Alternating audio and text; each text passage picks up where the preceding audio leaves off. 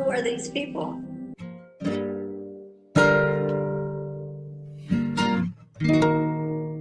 Okay. Yeah, let's do it. This is Red Pill.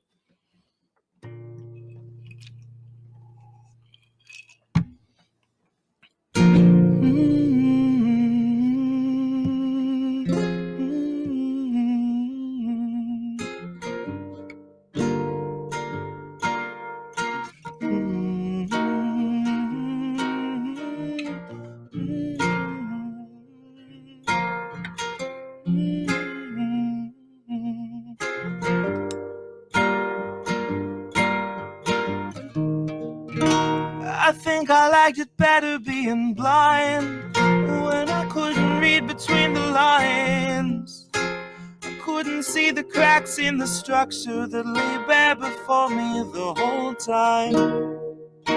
I think I liked it better back when I suspended disbelief and swallowed pride. Thought I knew the difference in the red from the blue, but they both bleed us so dry. Both bleed us so dry.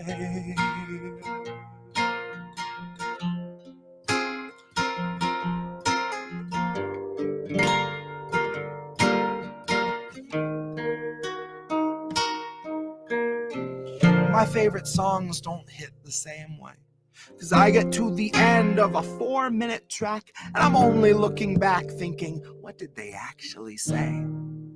So I try to sit down with my wife and watch TV, but I just see propaganda elevating the police in the simplest of sitcom banter. The tiny little altars full of offerings to corporate masters. Every well-planned wide pan shot of the name brand stocking up the pantry. Pull back one long tracking shot out to the garage to the logo on the Camry. Nice tight shot of the Camry.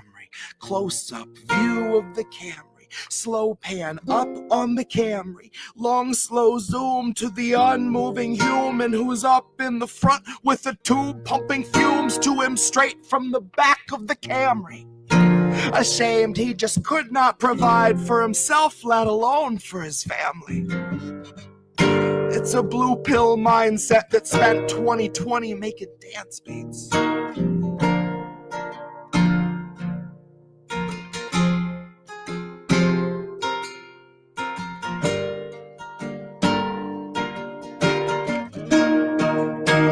I think I liked it better being blind when I couldn't read between the lines. Couldn't see the cracks in the structure that lay bare before me the whole time. And I think I liked it better back when I suspended disbelief and swallowed pride. I thought I knew the difference in the red from the blue, but they both bleed us so dry. Both bleed us so dry. Ignorance is bliss, which explains why a lot of us are so fucking happy. Quick to take the trip for all its trappings. Never one to ask what's up, what's going on, or God forbid what's happening. A lot of us would strap into the ride and spit right in the eye of the guy whose job it is to snap your fastening. See, maybe we're all born with that capacity. Maybe each of us comes standard with humor, compassion, malice, and audacity. Some of us are blind to the system, but some see it fine and say this is how it has to be. Some of us can stare wide-eyed at a nationwide human catastrophe and only offer platitudes and recipes. And God, I wish that I could tell myself nothing's worth obsessing past my everyday necessities. I wish that I could cry fake news over anything that threatened me, tune out our abuses and consume a little levity. Wish that I could offer up my son a smoother destiny. I wish I had some better lessons for how best to answer questions for the things I've been perpetually questioning. But I'm too busy looking at our leaders, wondering what I might be missing from their messaging. I'm trying to find the reasoning to let 250,000 people meet an early reckoning. And even though I know the truth, it's hard to swallow something that's so literally sickening. Hope is ever dwindling, COVID ever beckoning. Winter slows your breathing, but your pulse is ever quickening. Even though I know the truth, it's hard to keep listening. I'm done with my epiphany, my innocence is blistering. I'd like to think I'd taste the earth before I'd ever kiss the ring. Hard to speak the truth and harder still to keep listening. Sometimes I think I miss being blind, when I couldn't read between the lines. Couldn't see the cracks in the structure that lay bare before me the whole time. I think I liked it better back when I suspended disbelief and swallowed pride. Thought I knew the difference in the red from the blue, but they both bleed us so dry. Both bleed us so dry.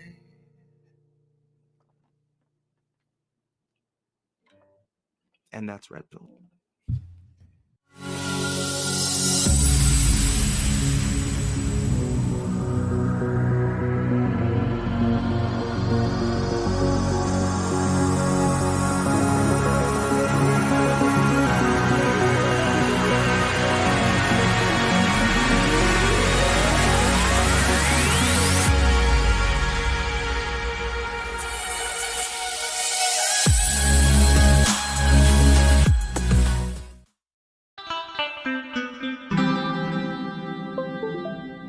Who are these people?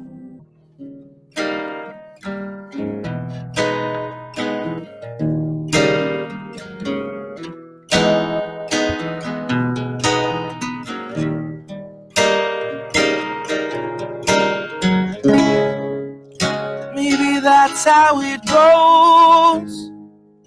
We won't open our eyes, so we're the last ones to know. We're the last ones alive.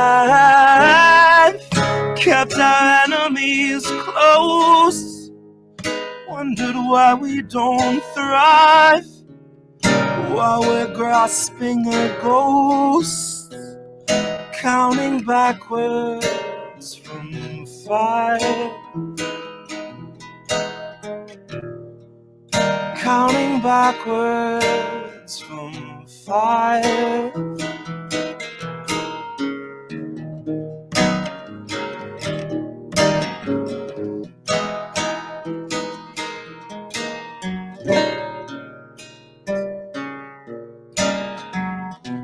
Count back from 5. Theaters on fire. The cast's on strike. Studio starts taking a dive. Contracts tossed and it's gone with the tide. Heads and execs say our hands are tied. We can't pump this dreck and treat you right. But what do you expect from the industry type who survive by the leeching of bodies and minds?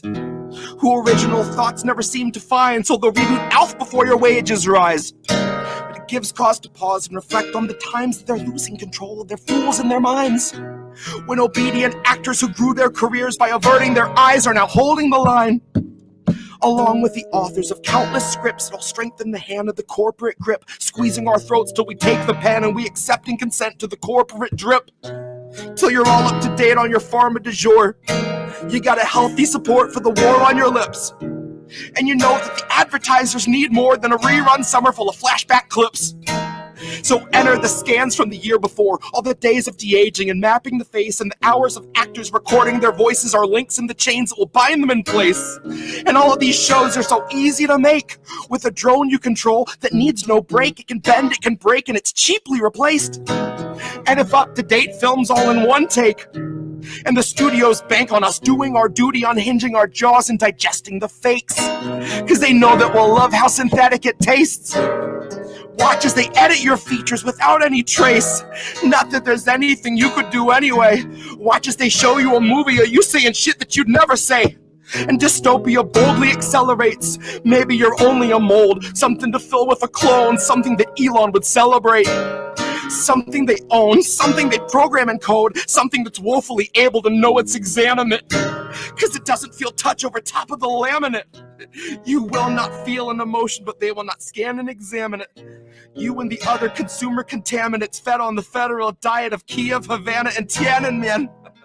I cannot be the only one weighing the pros of abandonment.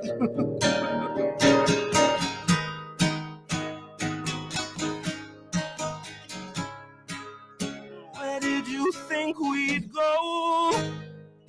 Love, there's nowhere to lie.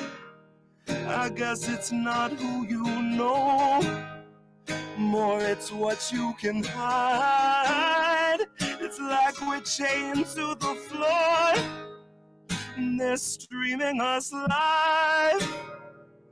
We're all watching the war, counting backwards from 5. Counting backwards from 5. Counting backwards from 5. Counting backwards from 5.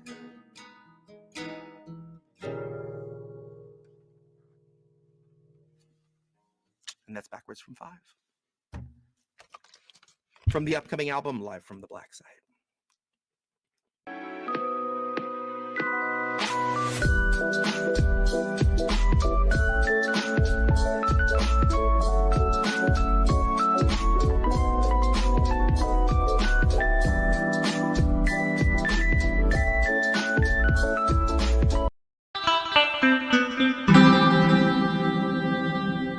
Who are these people?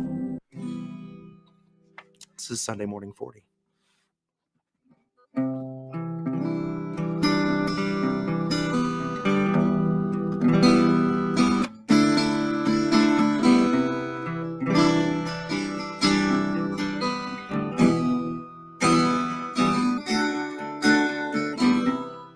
Hey, we're 40 Sunday mornings out from normal, and the world is not the same.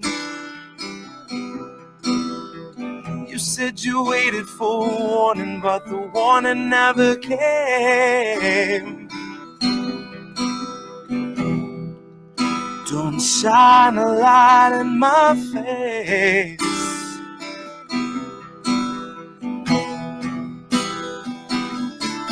See, Nancy's gonna cut you a check too late.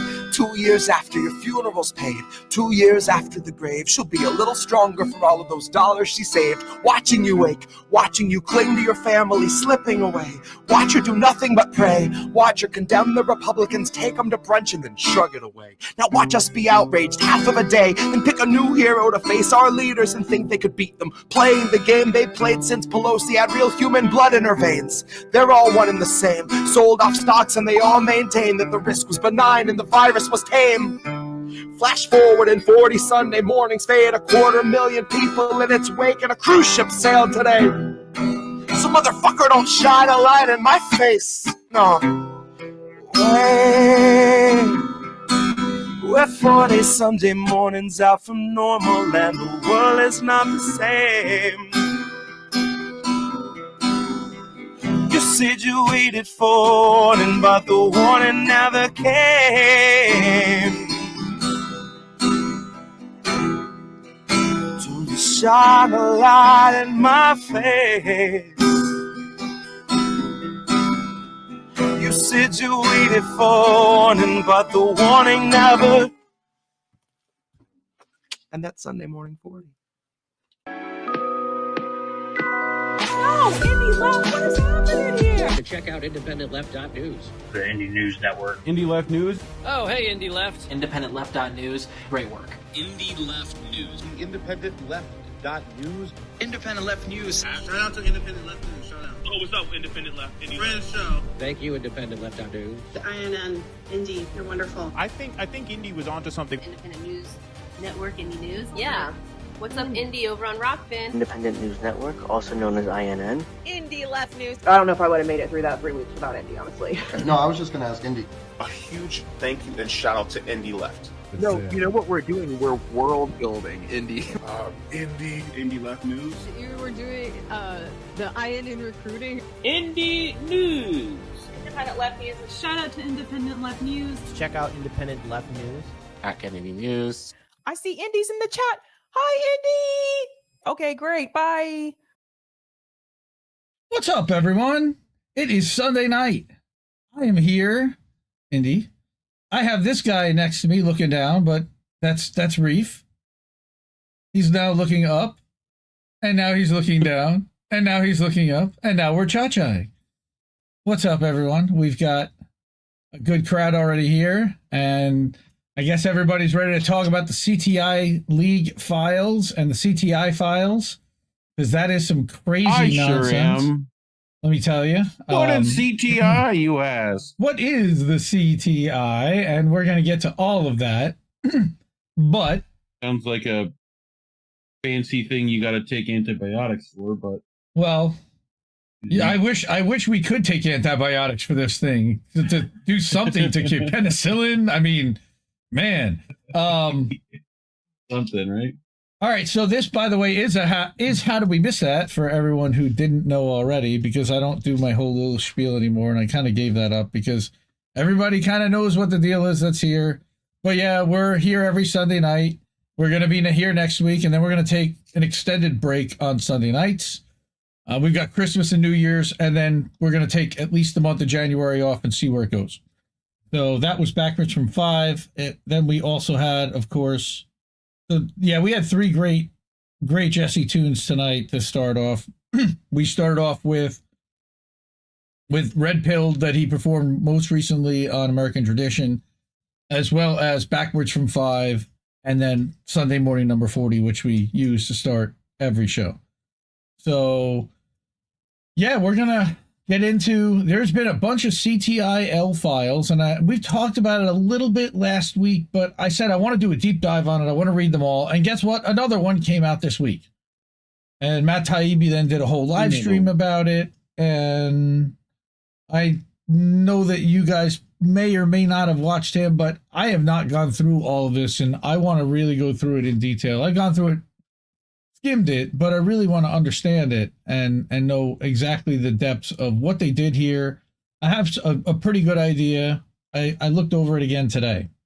So the day after Thanksgiving, or around Thanksgiving weekend, they come out, Michael Shellenberger publishes on his Substack Public, his newsletter and website, about the US and UK military contractors that created a sweeping plan for global censorship back in 2018. Now, he's saying it's new documents show. I would debate whether they're even new. The documents that he got from the whistleblower certainly are new, and they're new to him. Is this story new? No. And we're going to talk about that too. Let me actually share the screen, and you guys can see what I'm seeing. Okay, so another one. Yeah, actually, you know what? Let me go back here for 1 second, because I want to hide my bookmarks, and I don't need to show the settings and everything to everyone. So I'm learning. See, he's learning. You can just go to another cut. Okay, Public is one of the larger Substacks that is contributed to by Michael Shellenberger and several others. They did a partnership with Racket News, Indie Media Award honoree Racket News, and Matt Taibbi. Very good. Of course, they combined to publish the Twitter files along with Barry Weiss and others. And they have come back together to now publish this treasure trove of CTI League files. And they're learning a lot already. And they're going to continue to learn more, kind of like with the Twitter files. And you're going to see a lot of these drops as they're able to go through all the communications and determine exactly what happened here. So what happened is that a whistleblower made a trove of new documents available to Public and Racket, showing the birth of the censorship industrial complex in reaction to Brexit and to the Trump election in 2016. A lot of this is not going to be surprising to very many people. Okay, but it's important to get through the background so that when we get to the later ones, as well as to get to what Whitney Webb has to say about this. And yes, we're going to talk about Whitney Webb. So yes, the CTIL. So here we go. Yeah, which is what? The Cyber Threat Intelligence League. All right, so here we go. A whistleblower has come forward with an explosive new trove of documents rivaling or exceeding the Twitter files and Facebook files in scale and importance. I personally think I didn't really pay much attention to the Facebook files. But these describe the activities of an anti-disinformation group called the Cyber Threat Intelligence League, or the CTIL, that officially began as the volunteer project of data scientists and defense and intelligence veterans, but whose tactics over time appear to have been absorbed into multiple official projects, including those of the DHS. And here's where we get into the fascism at the world. Cyber Threat Intelligence League. Meanwhile, at the Fascism League, because this is really where we're going with all of this, all right, the CTI League documents offer the missing link answers to key questions not addressed in the Twitter files and Facebook files. And combined, they offer what about now the X-Files? Well, they might have the X-Files too. Come on. You need to be on that if you're going to set me up. Nope.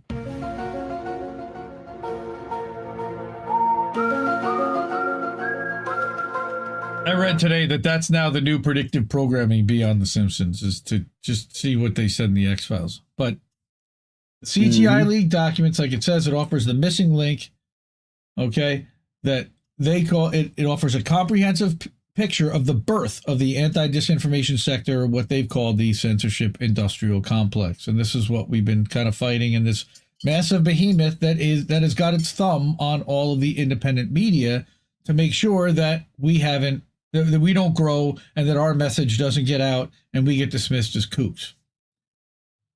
Right.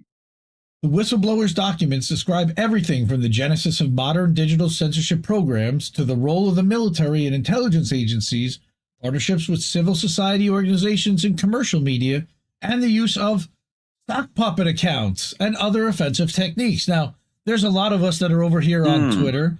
We've dealt with some sock puppet accounts over on Twitter. Well, and we've always accused them of being feds.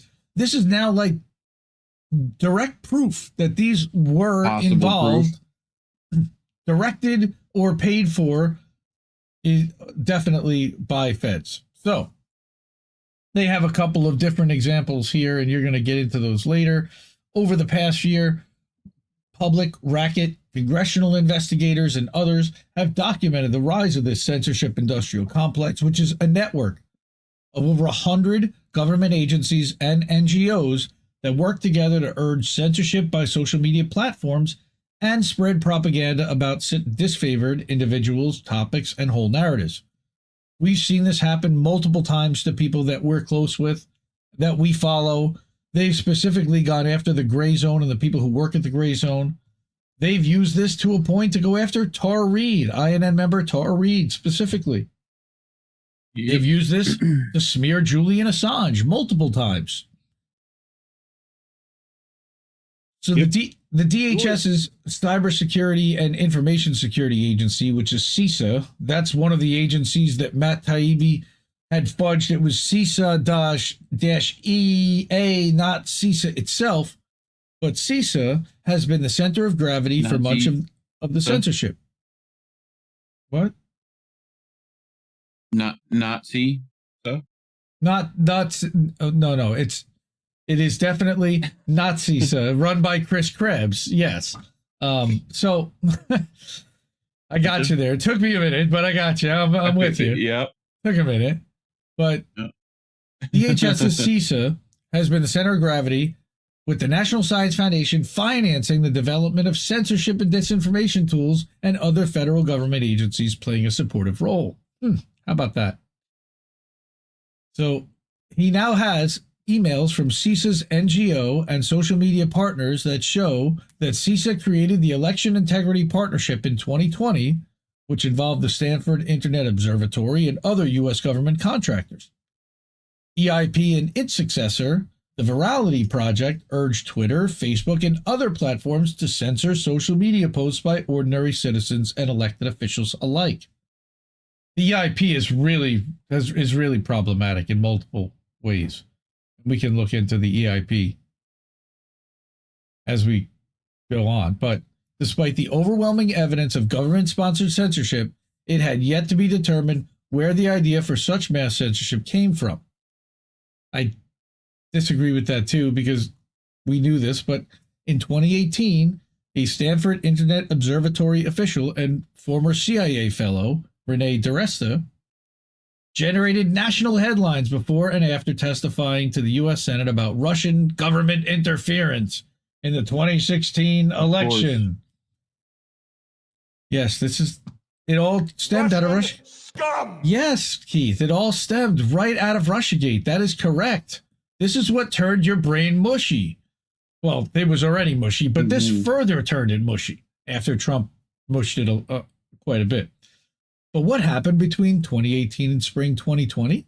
Well, the year 2019 has been a black hole in the research of the censorship industrial complex to date, when one of us, Michael, testified to the U.S. House of Representatives at the censorship industrial complex in March, and actually the thumbnail is from that testimony in March for tonight. The entire year was missing from his timeline, which is kind of odd. Well, it's because they didn't have the data.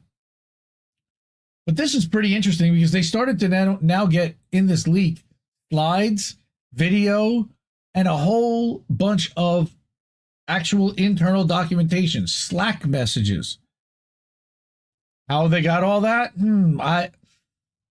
And are they, my other question is this being verified and validated by anyone or anywhere or anything, aside from the fact that it's been stringently denied? Holy crap, that's so funny. I know that background. We used that background at one point for a logo brief. Okay? Sure. So you did specifically. Creating misinfosec communities and how they did it, and which coalitions they're going to use and what avenues they're going to use to disseminate that misinformation.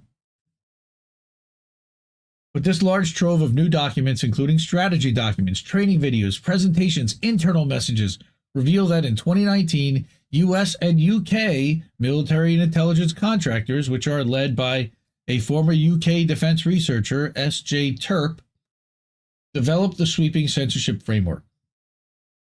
So these contractors co-led CTIL, which partnered with CISA in the spring of 2020. We're going to get through the first one, and then I want to show you what Whitney Webb published 3 years ago, and you're going to be like, oh my God, how does she do this?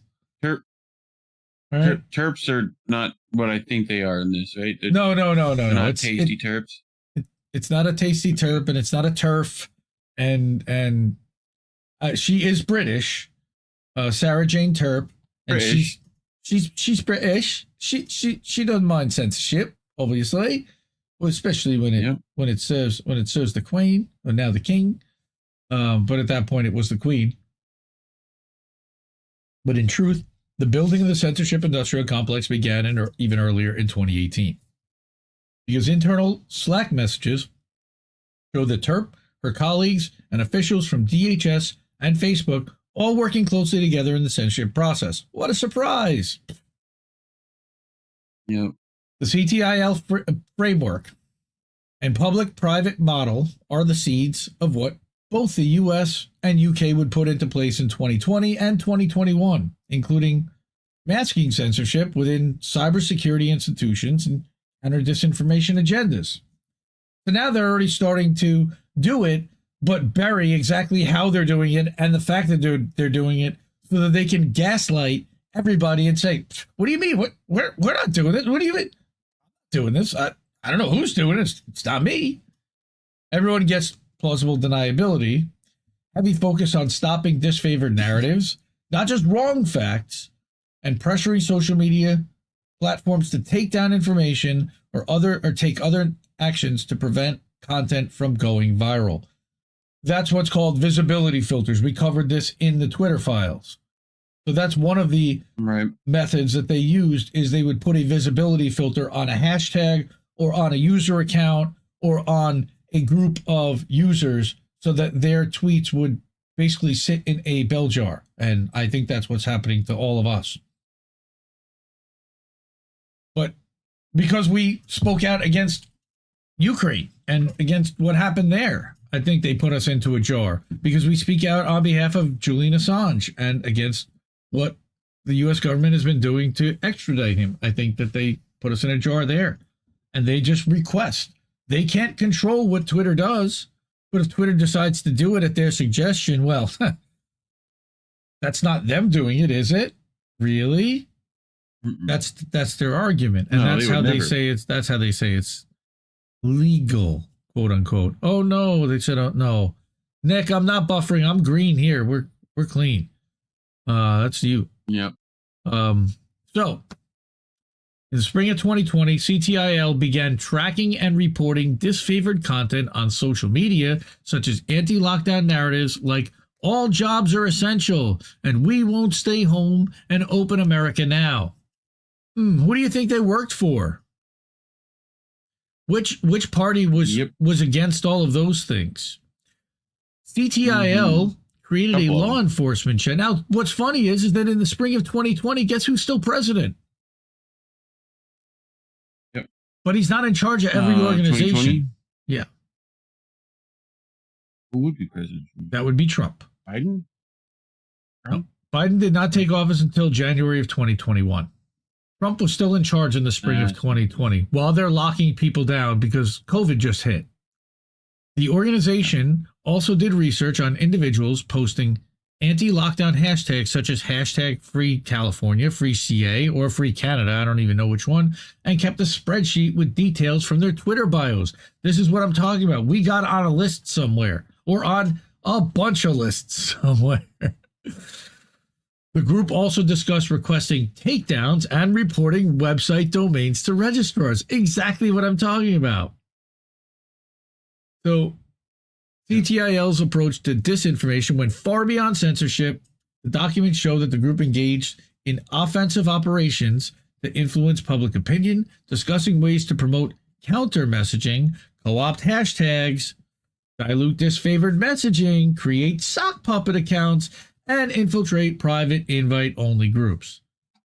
And we're going to get into the sock puppet account specifically because that shit's unbelievable, and Matt actually wrote an article all about the sock puppet stuff.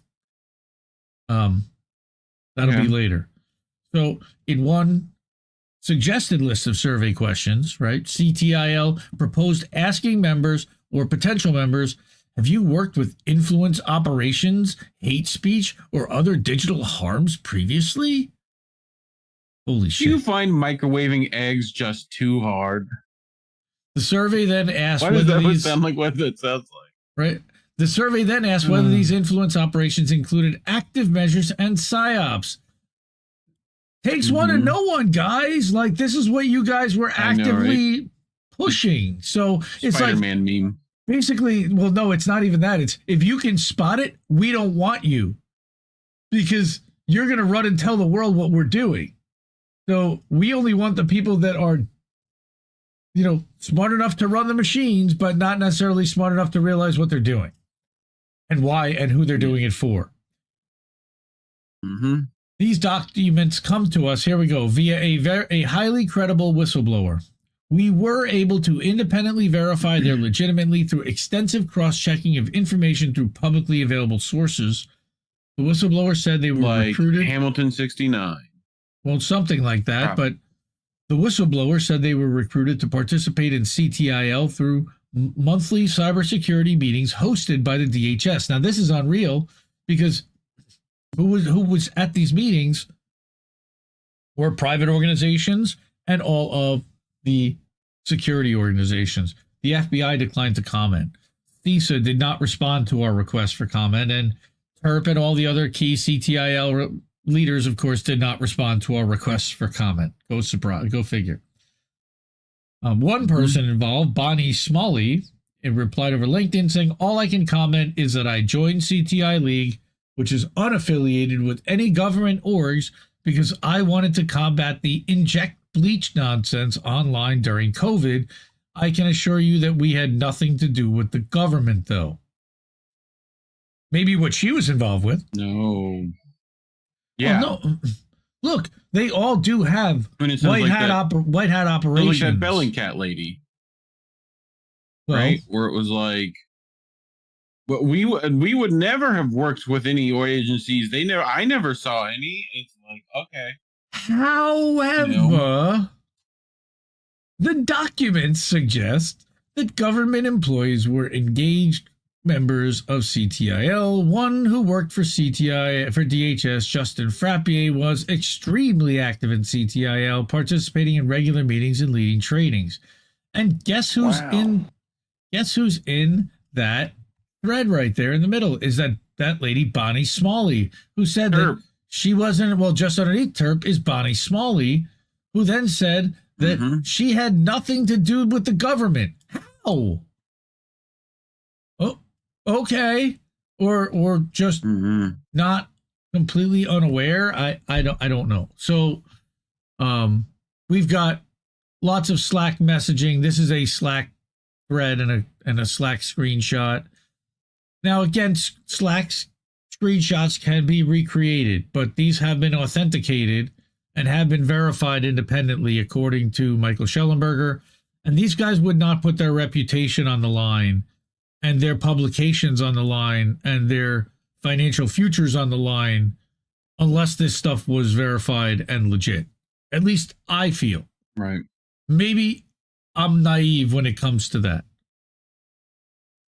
Now, the CTIL's ultimate goal, according to this whistleblower, was to become part of the federal government.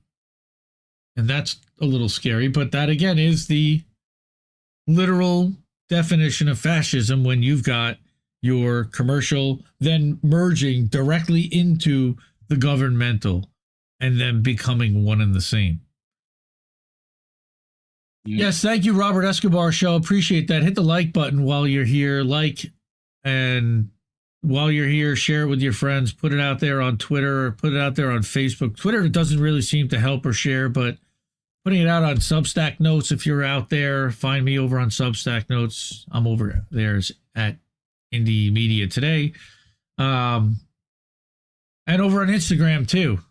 But anyway, yes, how isn't this bigger news is correct, Vicky. I don't know how this is not bigger news. Why is because, well, part of it is that this actually came out quite a while ago.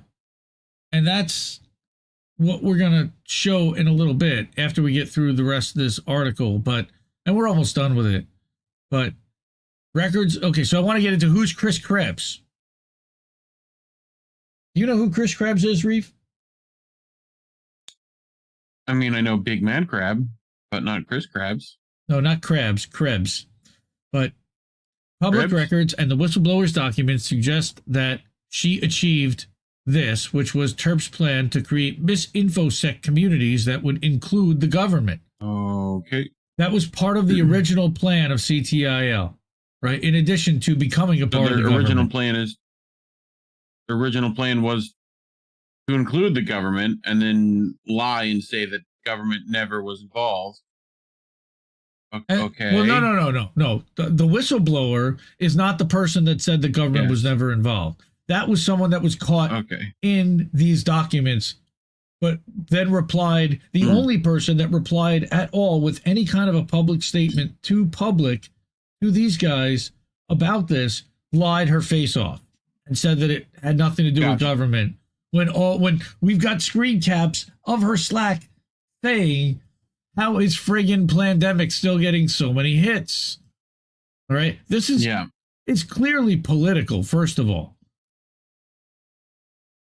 They're going after Trumpers and what they perceive to be right-wingers because they were questioning the COVID narrative. Safe and effective. It was safe and effective. The same thing. Well, yes, but primarily what their focus being shitlibs are, being the nanny state, they're likely not even focused on us because we don't matter to them. They are focused on Trumpers because that's what they've been whipped into a fear frenzy to be focused on. But we're going to get into who's Chris Krebs, right? He was then the director of CISA. he announced on Twitter in multiple articles that he was partnering with CTIL. It's really an information exchange. The documents also show that Terp and her colleagues, through a group called Misinfosec Working Group, which included Renee DiResta, created a censorship, influence, and anti-disinformation strategy called AMIT, AMITT. And I'm not going to get in. I'm not, it's the adversarial, misinformation, and influence tactics and techniques. Basically, it's the way to fuck with people. They wrote the manual on how to fuck with people. AMIT, by adapting a cybersecurity framework developed by MITRE, which is, by the way, a major defense and intelligence contractor with an annual budget of $1 to $2 billion in government funding. So she took this government-funded way of fucking with people from the Defense and Intelligence Department and then adapted a cybersecurity framework, all right, for this censorship misinformation bureau that then she intended to become part of the government, like literally 1984 shit. Yeah. But they're doing it to help you. And that's the other part of the insidiousness of they're this. They're definitely using, what's that language in 1984? All these acronyms and INCSOC, right? Yeah. Like, yeah.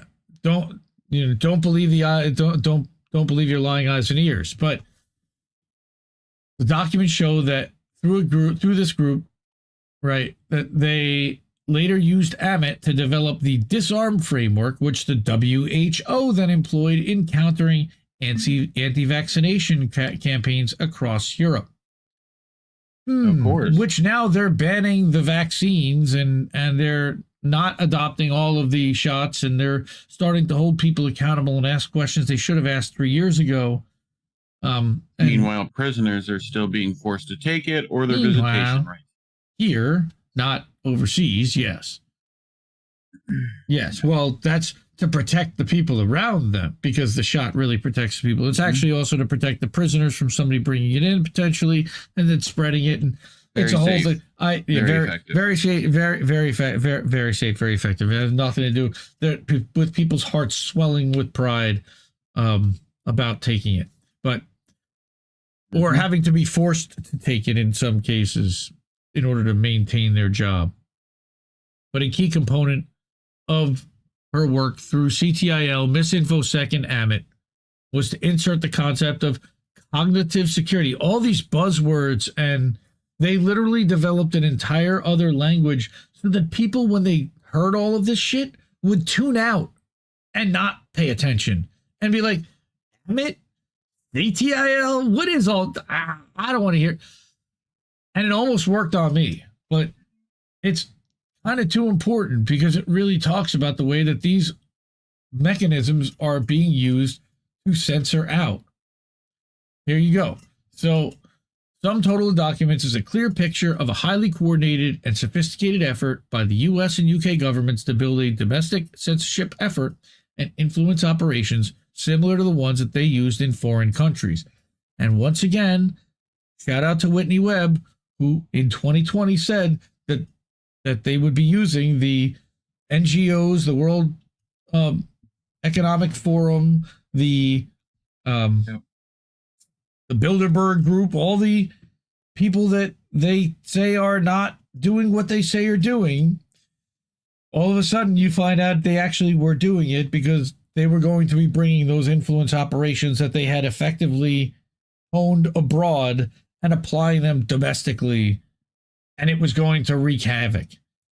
She effectively predicted that something was going to happen around the election that was going to scare the hell out of people, tear the country apart, and further polarize things. But it was not necessarily going to be a coup which results in Trump taking over by force. How about that? That's pretty much exactly what happened. Amazing. And she said this in November of 2020, by the way, right about the time of the election, just after. Sure.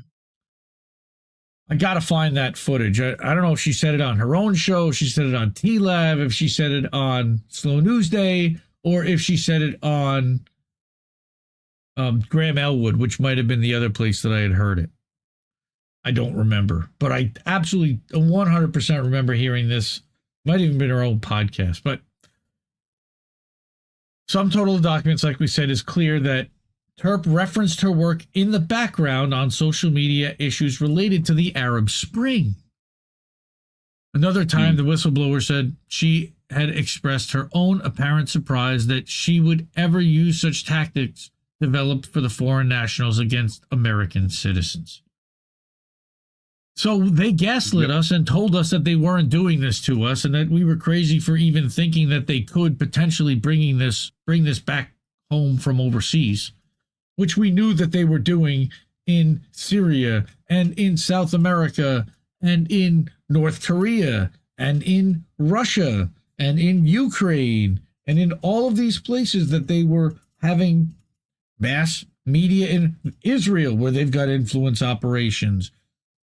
Everywhere we've got bases, assume that we've got some kind of an influence operation. Yep. According to the whistleblower, roughly 10 to 20 active people involved in CTIL worked at the FBI or CISA.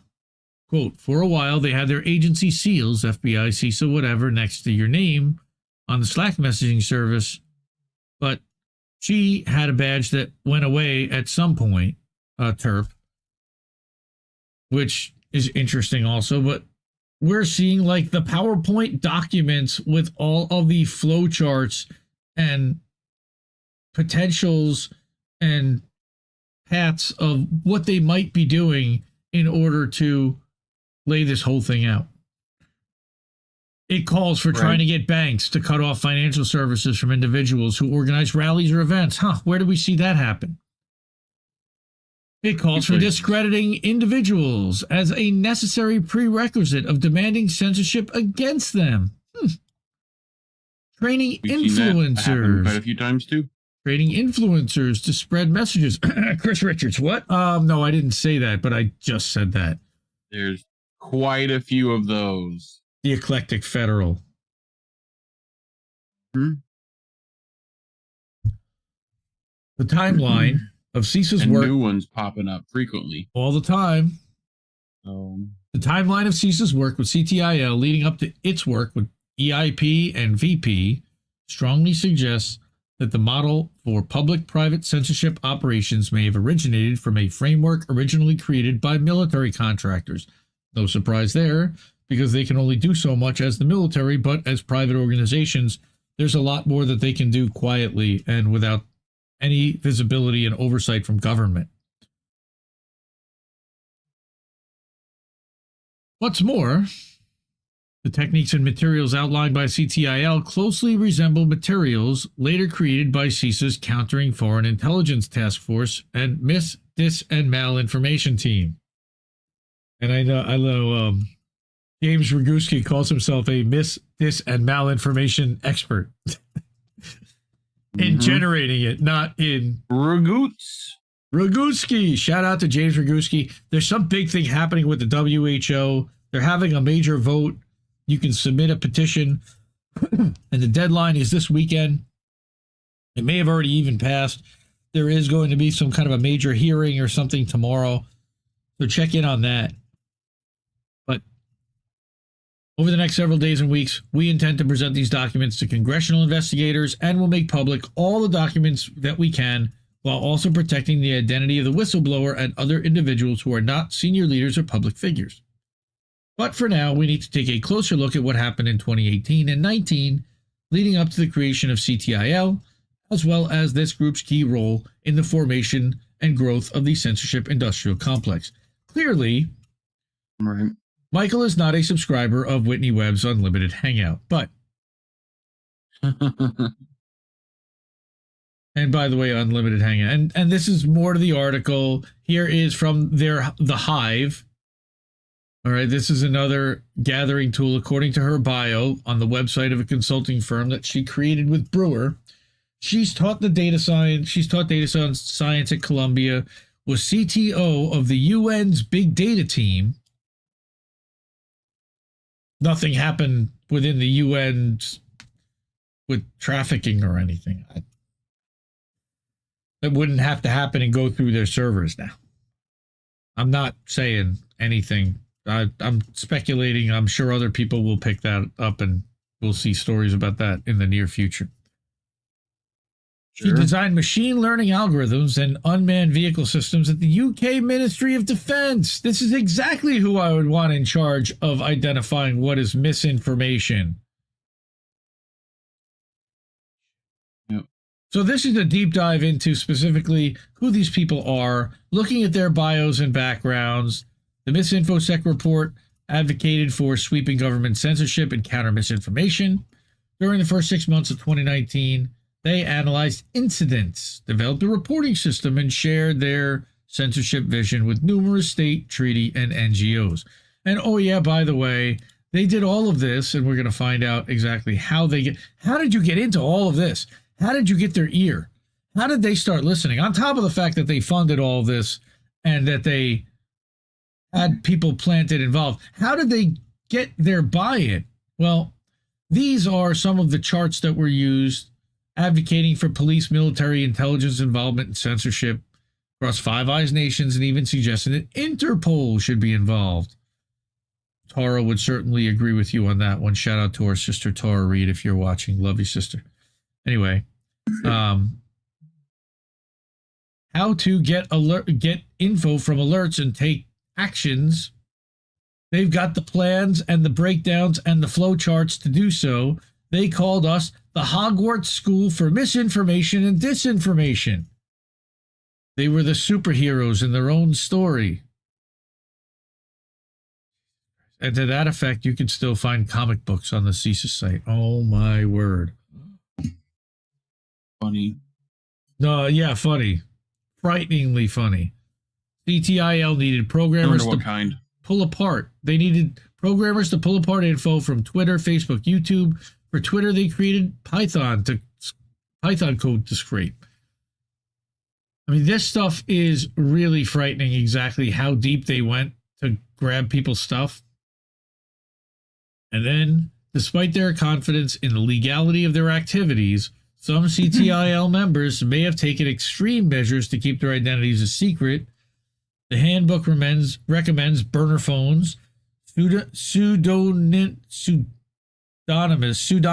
identities, basically creating a sock puppet, and generating fake AI faces using the "this person does not exist" website. We know that one. We're quite familiar with that website. Yeah, we do. We were going to make a show out of this website called Who Are These People? We actually did a couple of rounds of that, and man, did we have some fun with that. Who knew that it was actually like part of a CTIL project? Holy shit. In June 2020, the secretive group took actions to conceal their activities even more.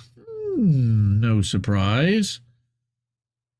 So at first, they're altering their messaging and tightening it up so that you're not knowing exactly where it came from. I want to get into Whitney, because here comes Whitney, and Whitney throws haymakers, and Whitney, God bless her. Here comes Whitney. Here comes Double Whitney. Indie Media Award honoree Whitney Webb from the Unlimited Hangout, which is the outlet that she started. She also publishes for Indie Media Award honoree T-Lev. So shout out to T-Lev. We're going to show a little video with her on there. Well, we have a little video I'm not going to show, but give you a link to that too. But Whitney comes in with a haymaker on Michael and says, "Hey, Michael, I covered the CTI League in depth over 3 years ago, and he barely scratches the surface about why they're so sinister, and also seems to downplay about how it was chiefly created by an Israeli intel operative." Michael never mentions that. CTIL got into misinformation as a side gig. The bigger problem is that this spook parade has had access to the critical systems of major U.S. hospitals and critical infrastructure, including water systems in the U.S., for years. It was founded by a foreign spy. Which to what foreign power? I bet I could guess. Well, we already said, I'm but seeing as though there's the USS Liberty down below. yeah, that same foreign spy co-currently works with an obvious intelligence front company that routinely blames major hacks on Iran and other adversaries of Israel and or the US with little to no evidence, China as well. There's a much bigger story here than online censorship. Will Shellenberger go deeper? When Iran hacks US hospitals, water systems, etc., and the war drums are beating, hope you all remember Netanyahu's positive reverberation speech on Iraq, the USS Liberty, WikiLeaks publication of Vault 7, free Julian Assange, how neocons have wanted war with Iran for decades, and CTI League, etc., etc., etc. We're not worthy. We're not worthy. Like, I like it better than anything else. yeah, Whitney is just amazing. And so our friend, the MCG Wire, posted that Whitney went on with Ryan Christian from TLAV to cover this article from 3 years ago. And this is about a 4-minute clip. It was only 3 minutes. Well, I actually have her article up, or I had her article up. What happened? Now it's gone. Here it is. Here's the Unlimited Hangout article. So, meet the IDF linked cybersecurity group protecting U.S. hospitals pro bono. And this was the other thing that Michael never covered. How did they get in with everybody? How did they get in with everybody's health data? Because they did it for free. So people in the government never questioned because, well, we're getting a fucking bargain here, boys. Of course. Bro, it's free. It's free labor. It's free. Side question. All right. So, might as well let the interns do it. Well, we're going to let Whitney do it while we're here. Question. Actually, too, somebody in the chat mentioned something. What is your mindset about that in regard to, like, I mean, I don't want to get into, like, specifically trying to hash out whether we think they're honest people, but like Shellenberger, Taibbi, the Twitter files, I mean, I agree that it seems like everything like that happens seems to be like a watered down half version that's meant to, like, not to some degree. I mean, there's varying points in there. Some of the things I thought were well done, but what do you think? Okay. Well, here, I'm not going to give necessarily my opinion, but I'll throw out some things that I've noticed, right? Okay, so what's the big push of a lot of this cyber attack stuff, and which includes the agenda of the CTI League? It's ending online anonymity, and also ending, privacy online, including on social media. Okay. Michael Shellenberger is on the advisory board of ARC, the Alliance for Responsible Citizenship, that was set up by Jordan Peterson. Jordan Peterson, very cozy with Netanyahu, this whole thing, CTI League, and also WEFPAC, the Partnership Against Cybercrime, which you can talk about, led by career Israeli intelligence people who worked under Netanyahu's tenure as prime minister. And Jordan Peterson, once he entered the Netanyahu fold, has been very vocal about ending online anonymity and that we need to know who you are online. And this has also been echoed by Zionist neoconservatives like Nikki Haley recently as well, among numerous others. Interesting. So why has Michael Shellenberger not really talked about Ohad Zaidenberg, the guy that is behind CTI League? I mean, he mentioned him briefly, but didn't go into it at all. And why no mention of what CTI League actually does? Their main focus is not misinformation. It's embedding people. No one knows who they are. They don't even have to be American into, allowing them access into critical infrastructure of the U.S., including nuclear reactors, dams, water systems, and all of this other stuff. And this is really important because Ohad Zaidenberg's entire career has been focused on Iran. Career. From the time he was in Israeli intelligence, he was focused on blaming Iran for essentially everything and getting part of this broader Mossad arc of getting the U.S. to preemptively strike Iran for Israel's benefit. And since he left, he works for what is, again, a very obvious cybersecurity intelligence front for Israeli intelligence called Clear Sky, which blames cyber attacks on Iran and has for years with no evidence. And I detail this in the piece. Yeah, that I wrote in 2020. So this is a guy who routinely is focused on blaming Iran for cyber attacks. And at the same time, he is choosing who gets to be embedded in all of this critical infrastructure in the US at a time when Israeli intelligence has this explicit goal. This is very alarming, and never has it been more alarming than it is right now when there is a conflict going on where Israel will want the US to be involved, and they know it's going to turn into a regional conflict. Right. And this is why your work has been so important over the years in this specific topic, actually in different angles or different, I guess, topics that relate back to the same main central point of how the IDF, or rather the Israeli government, in very surreptitious fashion have worked their way into all these intelligence and cyber aspects. And, you know, like to back to your point in this article, like the IDF linked X, Y, and Z, and it's everywhere. Like, it's a really alarming overlap, and that's in no way meant to be some racial point. It's about a government inserting itself into infrastructure around the world, and that's just so alarming. Yep. Ryan's outstanding. Actually, you're going to be able to see Ryan tomorrow on Misty Winston's show on TNT Radio. Nice. Yep, Ryan. I like that show. A good show. Yeah. How about that? I did a fill-in on Tuesday, in case anybody didn't know. We're going to come back to this in a second and go back to Whitney. But I did a fill-in on Tuesday.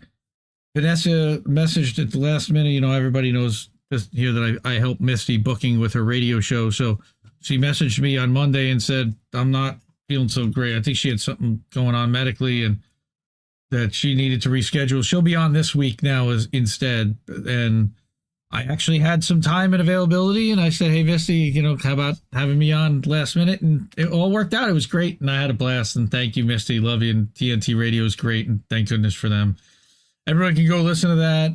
The listen back link is on either. You can go to tntradio.live and find Misty's show and go there, or you can go to mistywinston.substack.com and you can find either my episode link or the weekly episode. We're fucked. Yes. Well, Misty's not wrong there, but Whitney has this, and this article is a 19-minute long read, so I'm not going to go through all of it, but I started to read it, and I think that it is important to at least identify what she said 3 years ago before we go forward, because it helps set up what we're going to read. We're finally seeing all the evidence of what she knew and what she said was happening, but didn't necessarily have the, you know, it was written, articles were written about it, but now we've got the actual communications and the back and forth that someone provided.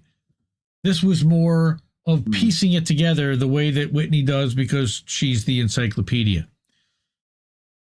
But what she had said, and again, let's remind ourselves that this was in August of 2020. This was right about the time of the Democratic National Convention.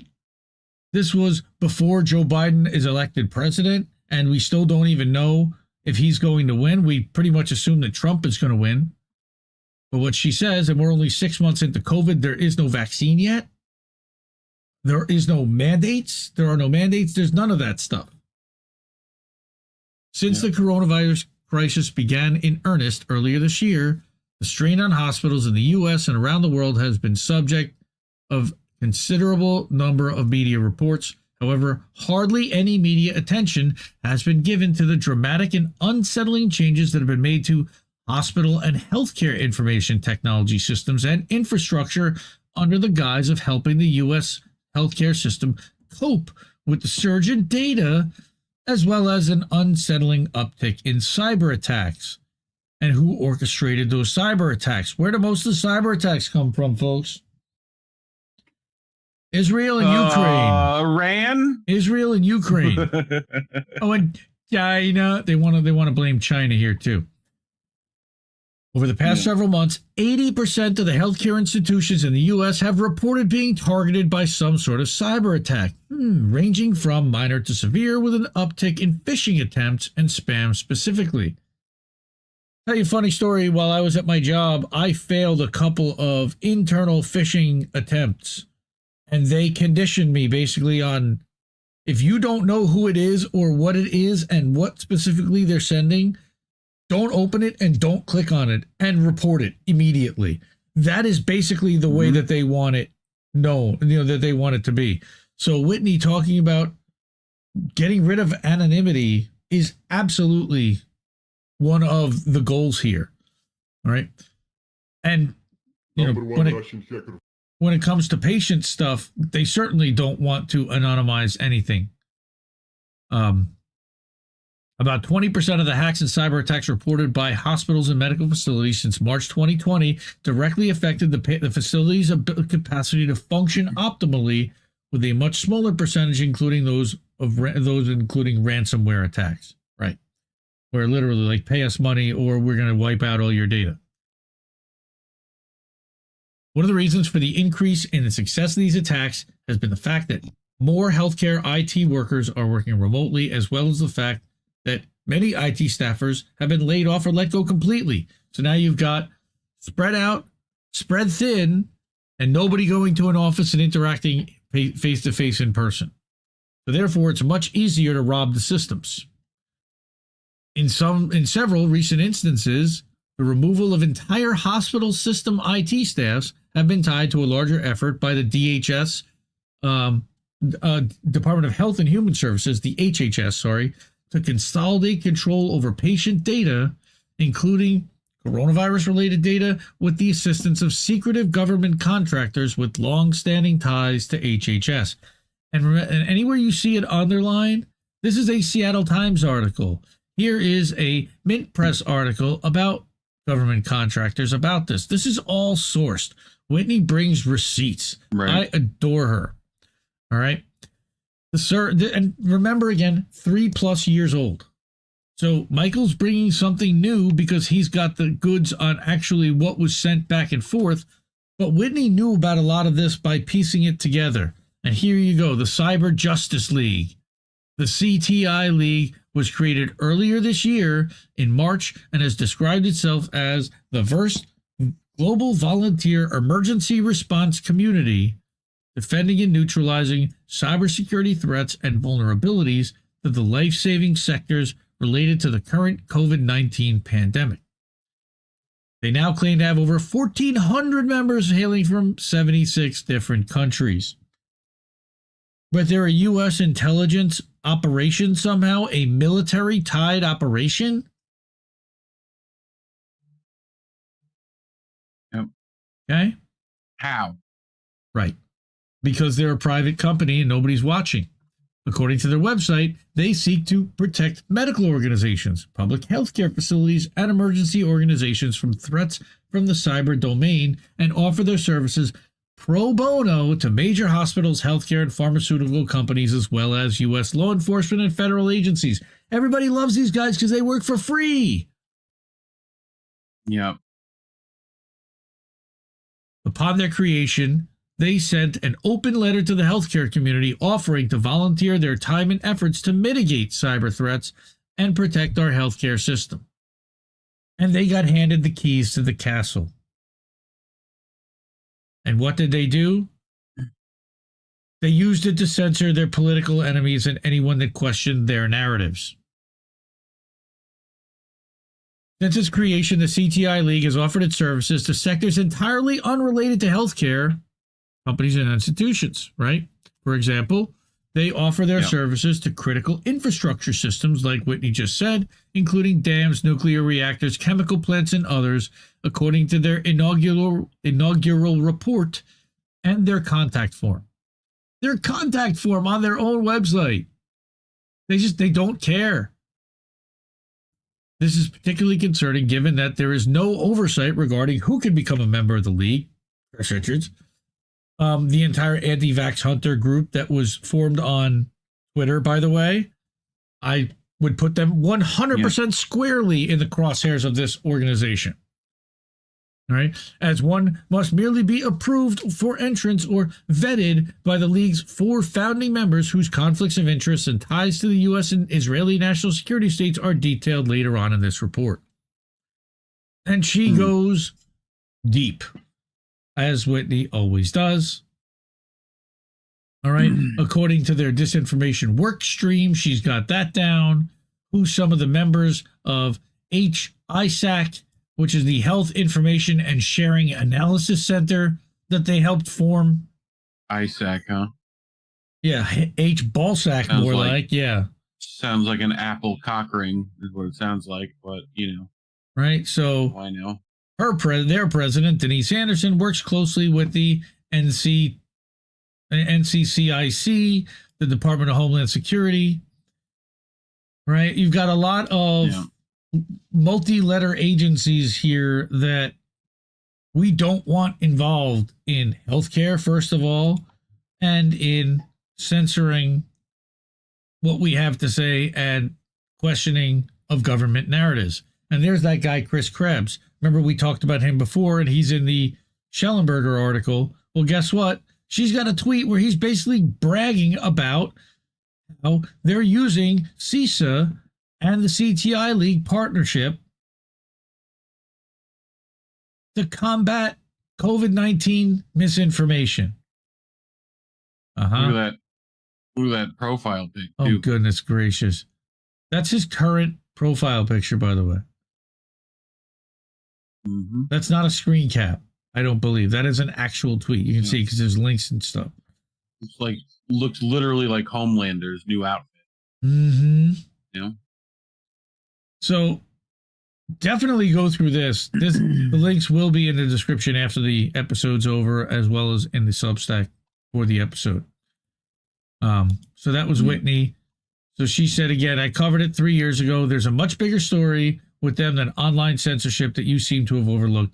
And it is that they are also in control of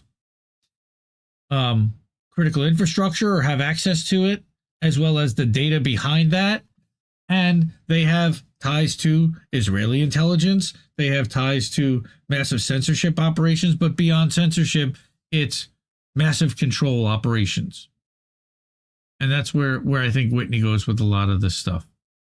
Right? It's clear sky, where they're making multi-billion-dollar contracts for Intel front cutouts like Clear Sky, and they're putting out reports on Iranian hackers similar to Bellingcat. These are Intel-funded fronts that manufacture misinformation, malinformation, and disinformation on behalf of these organizations and whoever else they work for. Okay, there's a Gilead hack. They're part of HISAC. They work in tandem, but what their goal is to fearmonger about Iran and China now, at least. And we heard what Whitney had to say about that. So let's check in on everyone. Sean Miller, good to see you, man. Take care of your kiddo. Thank you, as always, for hanging out. What happened here? I think we might have frozen on my bot. But that's cool. We got Dr. Nick. We got a lot. Wow, 44 people. Holy crap. All right, so we have got 3 other CTI files to go through, and these are Taibbi ones. So he calls this one the deep state with its pants down. And I put this into a thread reader so that we can get rid of the noise of Twitter. Right, that Tuesday, Shellenberger, Alex Gutentag, and he began releasing the CTI League files provided by a whistleblower. They detail activities of a group ostensibly formed for the narrow purpose of fighting COVID misinfo, but we quickly found that they had wider interests. So now Matt is starting to get that, what Whitney's saying. And what are they doing? All right, security pros form an alliance. And here's some of the differences and some of the things that they are, and you'll see what they're talking about in these different posters. There's the article we just read. He's actually got video from some of their Zoom calls. The documents equal or exceed the Twitter files, like we said. Here's what one of the videos has to say. I don't know a lot. I know something about narratives. I know something about how people are manipulating those narratives. And if the world is going to come to an end, I'm going to go down fighting. Okay. Okay. That's somebody at CTI League that's countering the misinformation. All right. Story has Quote, enormous unquote. significance because of its ties to all these agencies. And Chris Krebs boasted of the partnership, which we saw. And here's, again, that tweet that Whitney had in her article 3 years ago. A whistleblower told Public and Racket CTIL online meets were regularly attended. Okay, so a lot of this is the article that we just read with more of the background. Here's another one of the videos talking about how repetition is truth. They detail how marketing executives with no skills apart from corporate brand management shifted from manipulating perceptions of products to doing it for nation states, policies, and political parties. Those are the things that can be repeated and repeated. If you know anything about narratives, rhetoric, propaganda, marketing, you know that repetition is truth. Scary, right? I mean, there's another quote about repetition and propaganda. I don't know if you remember it. No. Who is it? Goebbels. Hold on. If you tell a lie big enough and keep repeating it, people will eventually come to believe it. That's Joseph Goebbels. So, I believe that's Goebbels. Yeah. Yes. Yeah, Goebbels. Goebbels. Goebbels, Gremlins, Gobbles. So, CTI League has been the subject of reporting before. Accounts like Pepe's grandma, aka Bad Kitty, months ago connected CTIL, DHS, and operations like the EIP. Whistleblower docs tell a damning and irrefutable story, and that's what this is showing. Right, that DHS and FBI partnered with a group that endorsed both censorship and bad guy offensive operations against U.S. citizens is only one of many key revelations. The size of this leak makes it difficult to summarize quickly. Yeah, gerbils, that's right, Dr. Nick.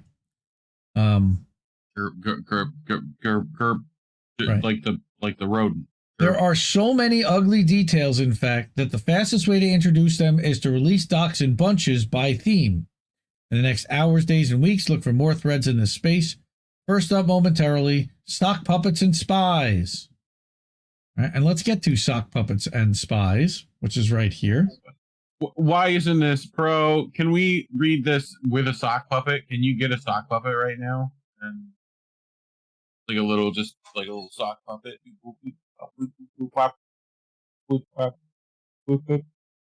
In the CTI files written about today by Shellenberger. No? It's not working for you? Is Sherry Lewis still alive? Can we get her and Lamb Chop to do this? Lamb Chop? You know, I mean, Henson's not alive either, so. No, God bless him. Kermit. Kermit the Frog here, and in the CTI files written about today by Shellenberger and. We just lost Frank Oz too, but. Frank Oz, damn, I know. In the CTI files, how would you like to hear this read in Miss Piggy's voice? In the CTI files, written about today by Shellenberger. Jeremy! Yeah. In the CTI files, written about today. Yeah, anyway. Would be great. Officials offer instruction on COINTELPRO style spy tactics against a target they knew was verboten the American public. Mm-hmm. Yeah. Yep. While hashtag Twitter files. What recipes do we need? Yep. While Twitter files confirm the use of defensive tactics like censorship and de-amplification, CTI files show anti-disinformation operatives planning to go on offense to disrupt speech, use fake personas, and spy tactics. We've been experiencing this the past 3 years. I don't care what anybody tells you. That's a gaslight if they say it hasn't been happening. More than that. Why is there no actual recipes in the recipes category? Like what chocolate chip cookie isn't misinformation? Like, you know what I mean? Something. Your spy disguise. Lock your shit down. Impact containment. If you use compartmentation and a persona and everything goes wrong, all that gets compromised is the persona. Make a cutout. Yep. Burner phones. CTI League members were handed a big book of disinformation response that included the instruction in the use of burner phones and emails. How to do it. Yep. All right. When possible, I create a full identity with name, email address, VoIP, phone, and text as well. Like literally create a separate identity. And then here are the most secure mail services. Right. A pseudo. Okay. Using tons of ways to get a free VoIP account. Some won't you'll want to require a real phone number and won't accept VoIP for account registration. So they give you that. Can we get all troll on their bums?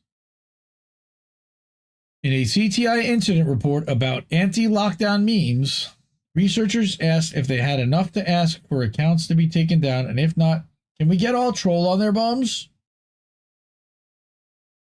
Look at the meme. Look at the meme. What a dumb meme. Wow. Yellow Vest Canada protest against the COVID-19 lockdowns. Okay, so this was specifically directed at Yeti and at Himbo. For sure. Yep. They definitely made that meme, probably, for sure. Oh, no. They definitely were the subject of that meme, I would say. Yep. Yep. Okay. Also, a whistleblower told Public and Racket that the CTIL founder claimed to have induced the FBI to remove some content via a DNS takedown, and a CTI incident report appears to refer to this capability.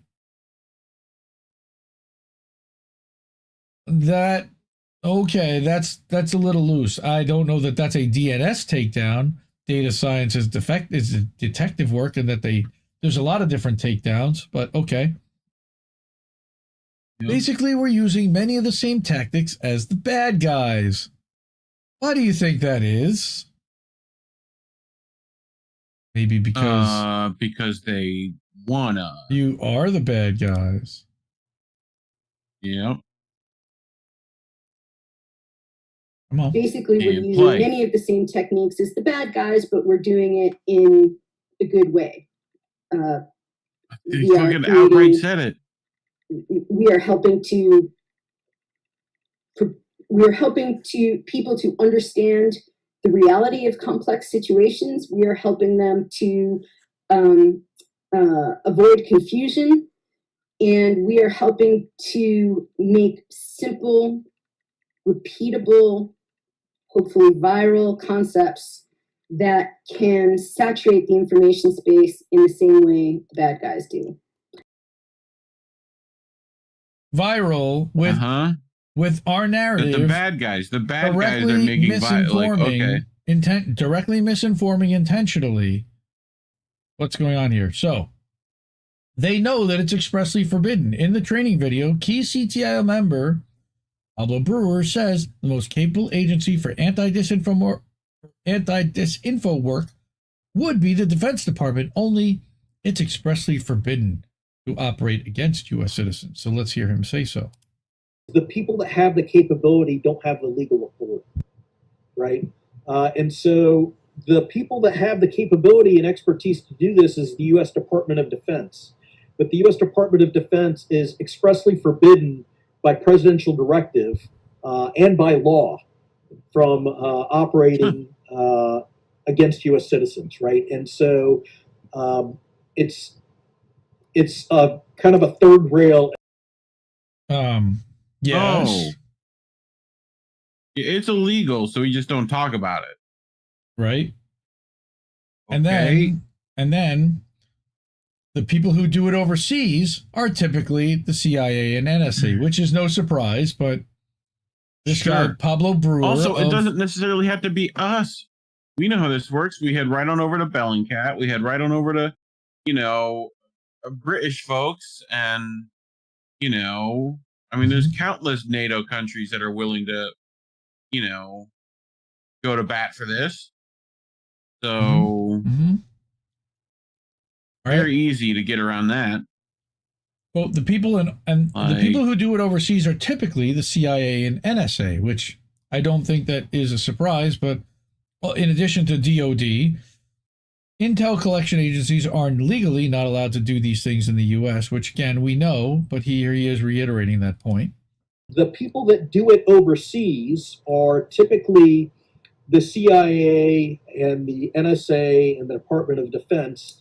But again, I've already talked about that. Intel collection agencies are not legally allowed to do those things inside the United States. Now, the FBI technically is with a warrant. So, yeah. What do we do with John and Jane Q. Citizen that actually watches Fox News? See, this is where it comes out. Explaining that the agencies currently doing this work domestically, DHS and the Global Engagement Center, are not very capable, and we need to help them out. So basically, here they come in, swooping in like the superhero, the misinformation superhero, Captain Misinfo. Americans have a healthy distrust of their government, and it just wouldn't look good. So the people it's actually sitting with right now is the Department of State. And the Department of State now has a new cell called the GEC, the Global Engagement Center. And they're supposed to be doing it. Now, they're essentially brand new. They're just getting something like $250 million next fiscal year. They're just ramping up. Frankly, they're not very capable right now. But we need to help them out by deciding, what kind of things can we do proactively? Yes, education's great for the kids that are in school now, but what do we do with John and Jane Q. Citizen that actually, watch Fox News and believe pandemic? What do we do with those guys? Yeah, because none of that. We're talking about like brainwashing your kids. No, that's fine. That works.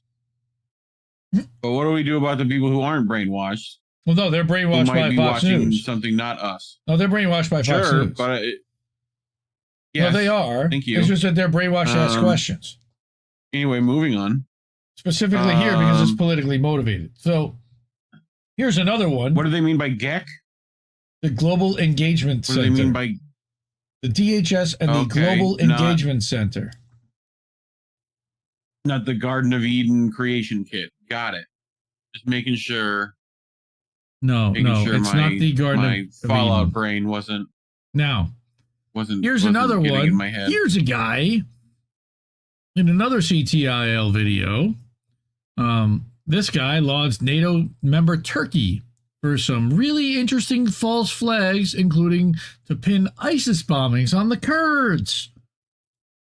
And another big actor in the last few years is Turkey, which no one speaks about a lot, but Turkey is a very strong, has a very strong tradition of information operations, intelligence information operations.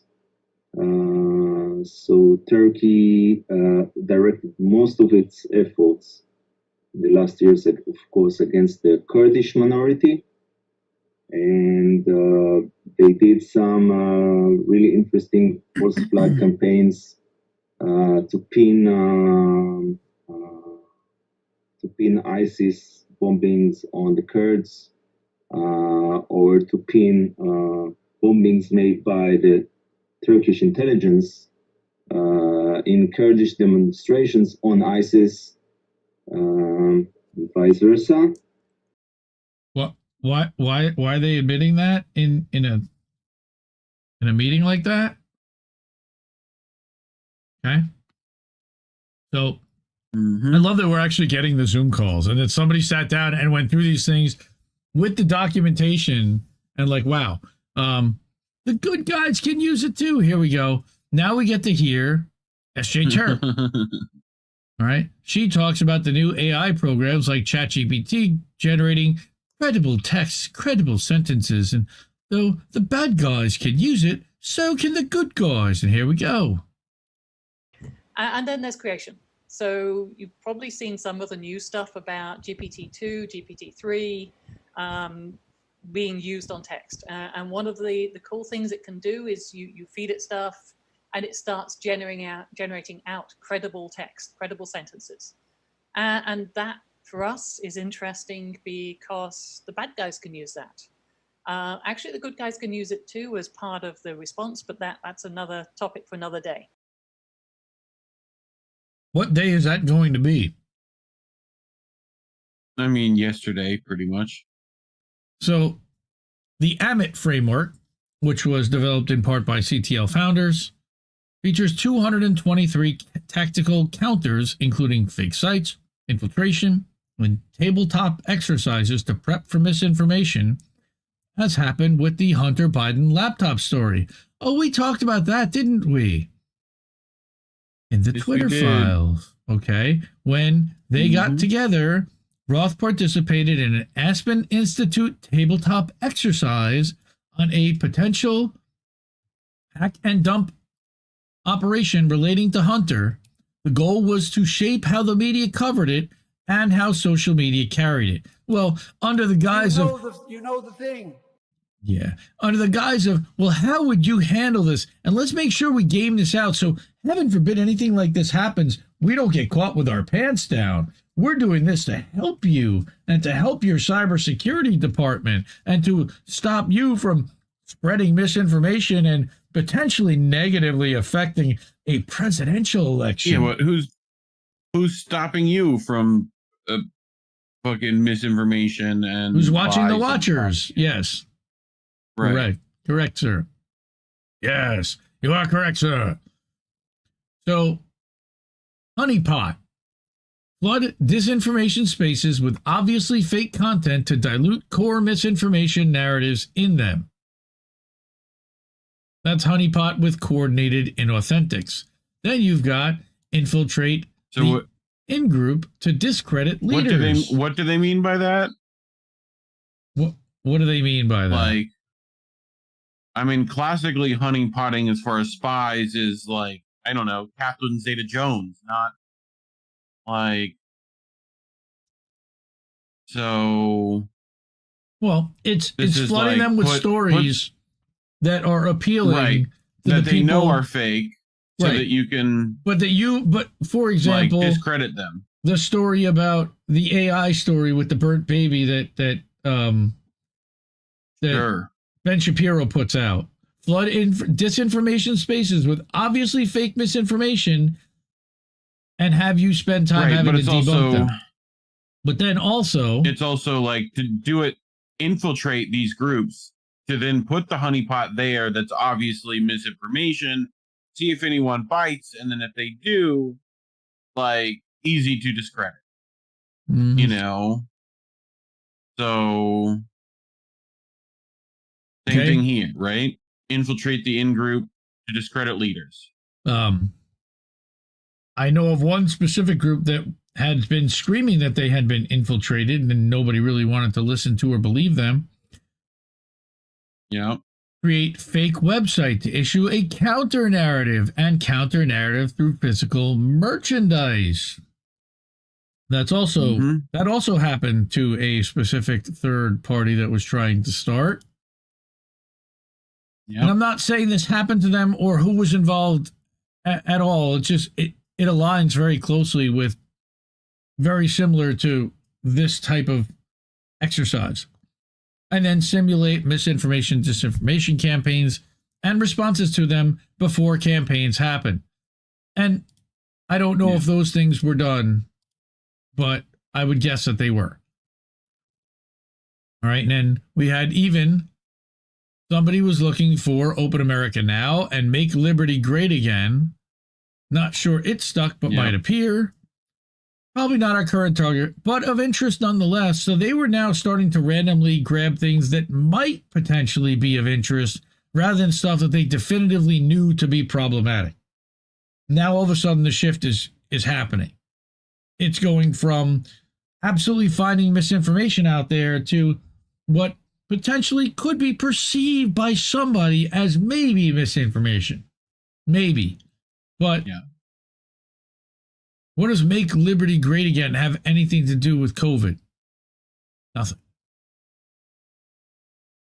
Here's another report which lists a Declaration of Independence is my permission slip meme as a problem. That analysts feared even such memes is no surprise. One CTI doc noted satire was sometimes used as a gateway drug into more worrying groups. Uh-huh. Like literally. Yep. They're saying satire's a gateway drug. Someone that's a shirt. To extremism. Yeah. We had satire detectors. Here she goes. Oh, listen to this one. Things like satire are really hard. We actually had satire detectors at one thing I worked on because it just shows up as positive, even though it's completely negative. Like /s just, doesn't show.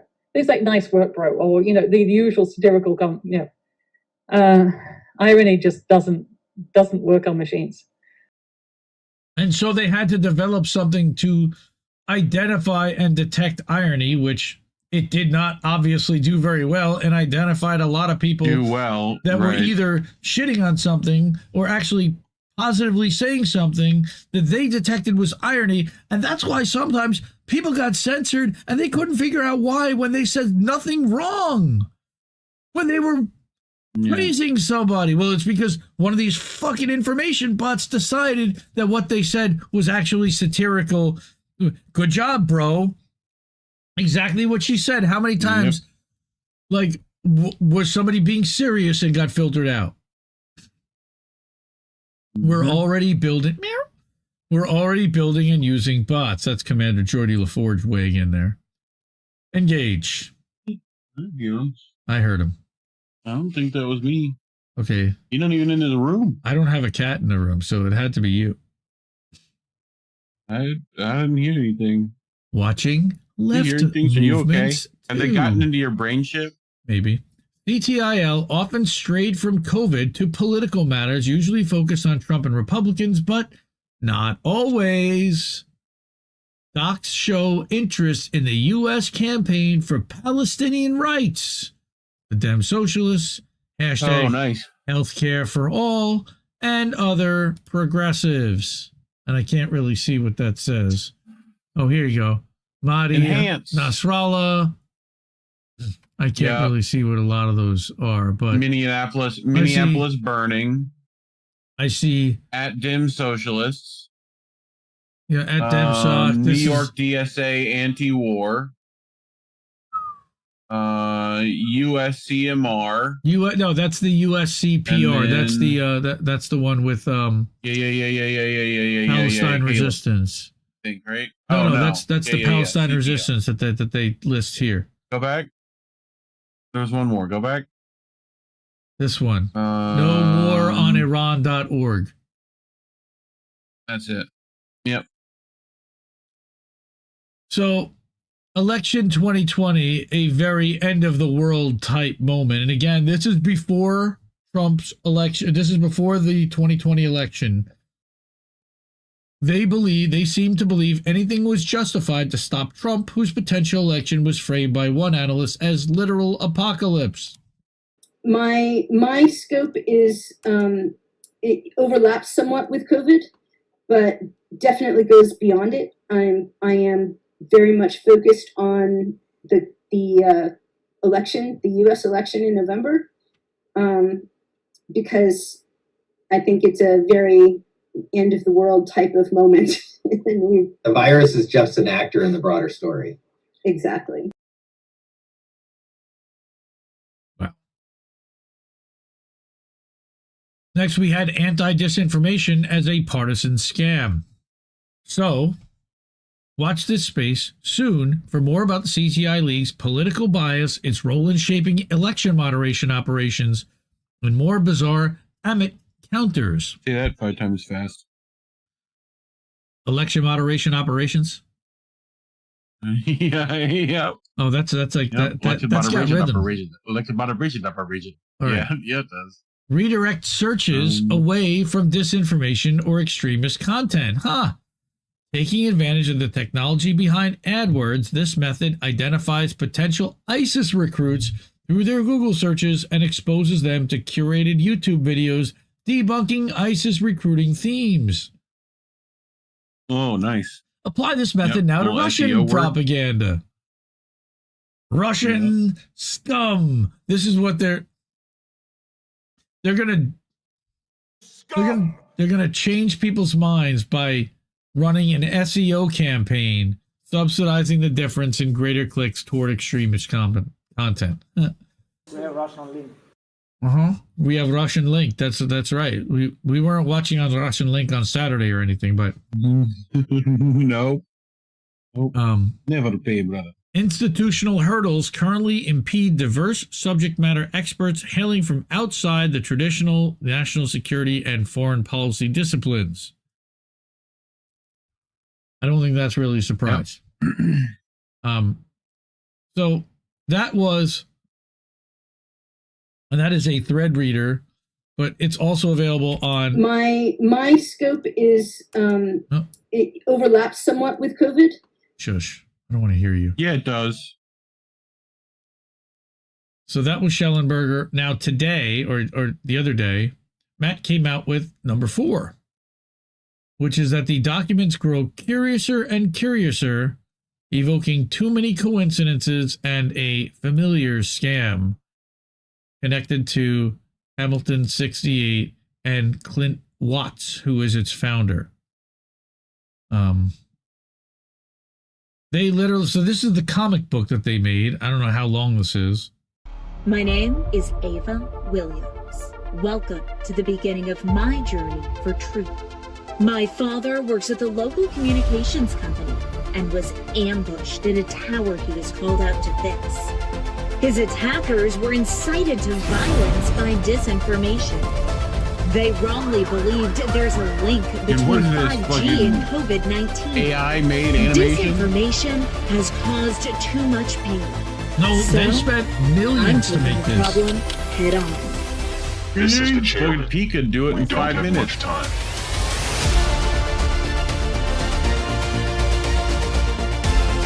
Music. Bam, bam, bam, bam, bam.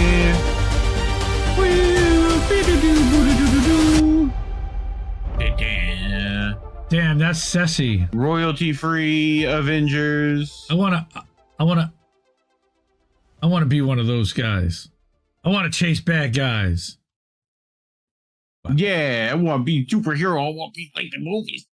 So, CTI files for All the Devils Are Here. All right. Yeah, hilarious. Right. Bad cookies. Wow, I feel like a patriot. Yep. In Soviet Russia, Biden hunters you? Oh, shit, that's really funny. Biden hunters you? Okay. CTI files are notable, among things, because the documents show a number of connections with people involved with infamous fake news episodes, in particular the Hamilton 68 dashboard purporting to track Russian bots that was exposed in the Twitter files. And Matt has been more like a you know, I don't know, a dog with a bone with regard to Hamilton 68 and their disinformation operation.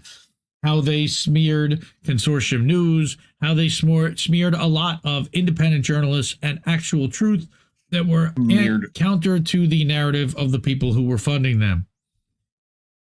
Hamilton 68, as the Twitter document showed, didn't actually track Russians, but a collection of ordinary accounts, mostly Western and with no connection to Russia, but their dashboard was designed by a technologist from a company called New Knowledge named Jonathan Morgan, and fronted by a former FBI agent, New Knowledge, and it was fronted by a former FBI agent and analyst named Clint Watts. And here we go into Renee DiResta. She's a Stanford Internet Observatory researcher and a leading voice in the 2 cross-platform content moderation programs, the Election Integrity Partnership and Virality Project. We talked about those again previously. Again, it's designed to make you want to zone out when you hear all this. Forget all the names. Yeah, the name is dumb. Like what? All right. But Renee directs the Renee Information DiResta, Technology Center for Virality and they want to make it sound benevolent and harmless. And the co-founder, like we said, Sarah Jane Terp, who we heard on that in the video, has extraordinary ties to Morgan, Watts, and DiResta. So in February 2014, 2 employees joined an obscure Kenyan software company and open software source intelligence group called Usahidi. Yeah. One was if you send me your social security number. No, it wasn't Nigerian. A royal prince. It wasn't Nigerian. It was Kenyan. Whatever. Bro, like they don't have Kenyan, like. Right. But one of them was the future founder of the CTI League, Sarah Jane Terp, a whistleblower who brought the CTI files documents to public, where Michael Shellenberger, Gutentag, Alexander Gutentag, and Matt began writing stories about them last week. Another Usahidi employee in 2014 was the future CEO of New Knowledge, Jonathan Morgan. So there's the link now between SJ Terp and Jonathan Morgan. Here's the Usahidi team today, followed by the LinkedIn pages for the 2 future anti-disinformation warriors. Update: a friend of Racket passed along a valuable new nugget on this front in the form of Usahidi's announcements of new hires showing Terp and Morgan arriving at the same time. She lived in New Jersey.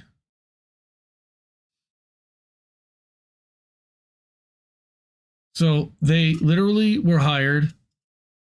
He had been part of the community since 2010. So what do they do, and who are they?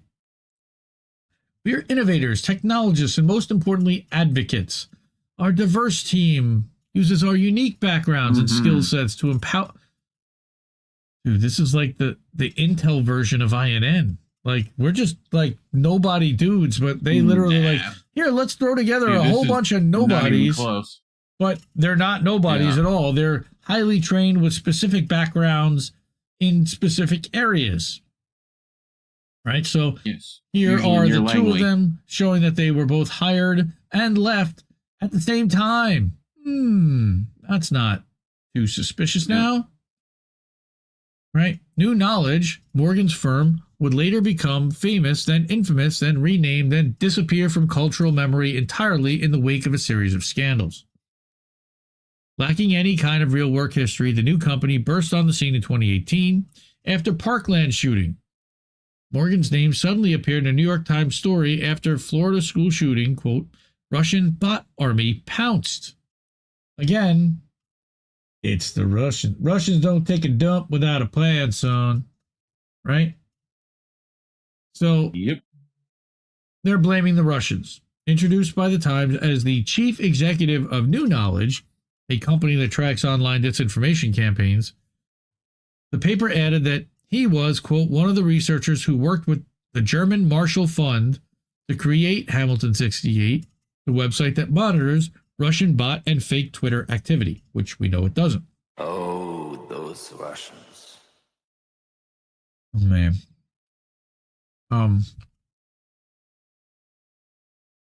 Again, Hamilton 68 is a dashboard that purported to track Russian online influence campaigns, was the sole source for the Times report that Russians were trying to widen the divide and make compromise even more difficult by highlighting hashtags like hashtag Parkland shooting and even hashtag gun control now. Come on, man.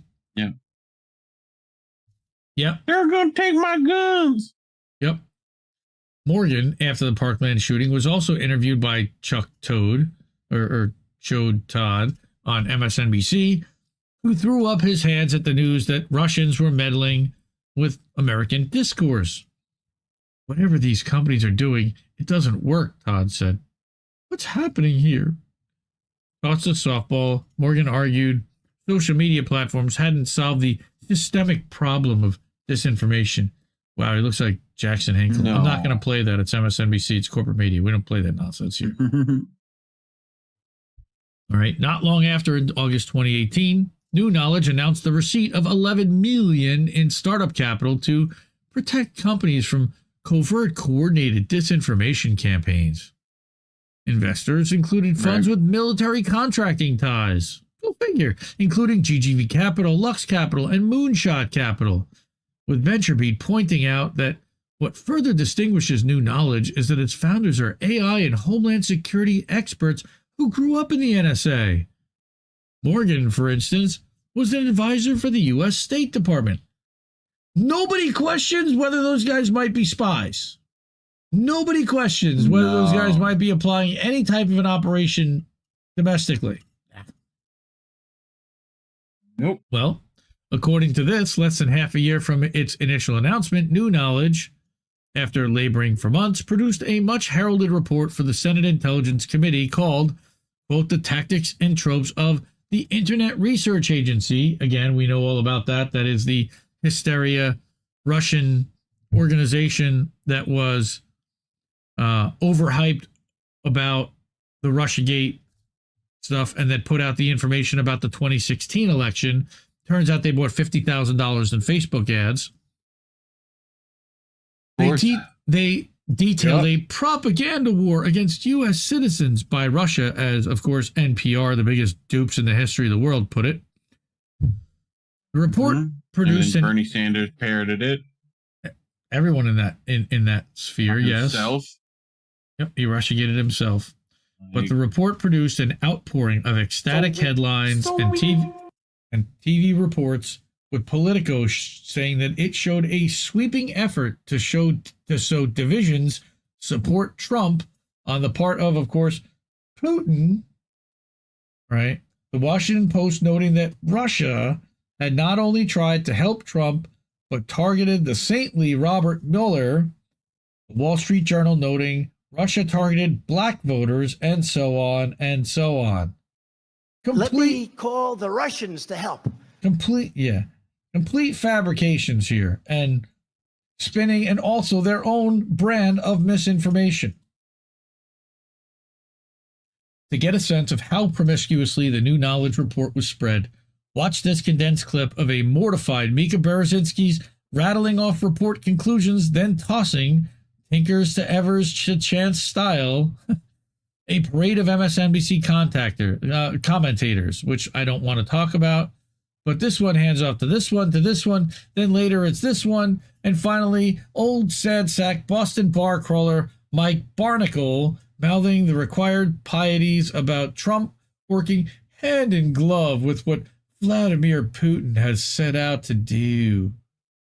Again, the source for this is all analysts hired by the Senate Intelligence Committee, chief among them, New Knowledge. Huh, how about that? And I will not play MSNBC. How about that? By the way, this was at 3 in the morning, but it's 6 in the morning. So you got to get up early to watch this garbage. Mere days after this orgy. Nice, Matt. I love it. How about new? Thanks. News came out that New Knowledge was now involved with a fake news scheme in which fictional Russian social media accounts were made to follow Republican Senate candidate Roy Moore, after which reporters were alerted to the connection. This is very similar to You are fake news. Yes, they're manufacturing fake news. They're literally creating a narrative, feeding it to people, saying it's a narrative, and getting everyone to believe it, while knowing the entire time that it was just made up and bullshit. In an extraordinary display of shamelessness, Times writer Jim Ruttenberg, the author of the influential 2016 article, quote, Trump is testing the norms of objectivity in journalism, in which it was argued that reporters faced with the Trump threat needed to be more worried about being true to history's judgment than mere truth, described the Alabama incident as an unfortunate development that the Russian government had way too much fun with.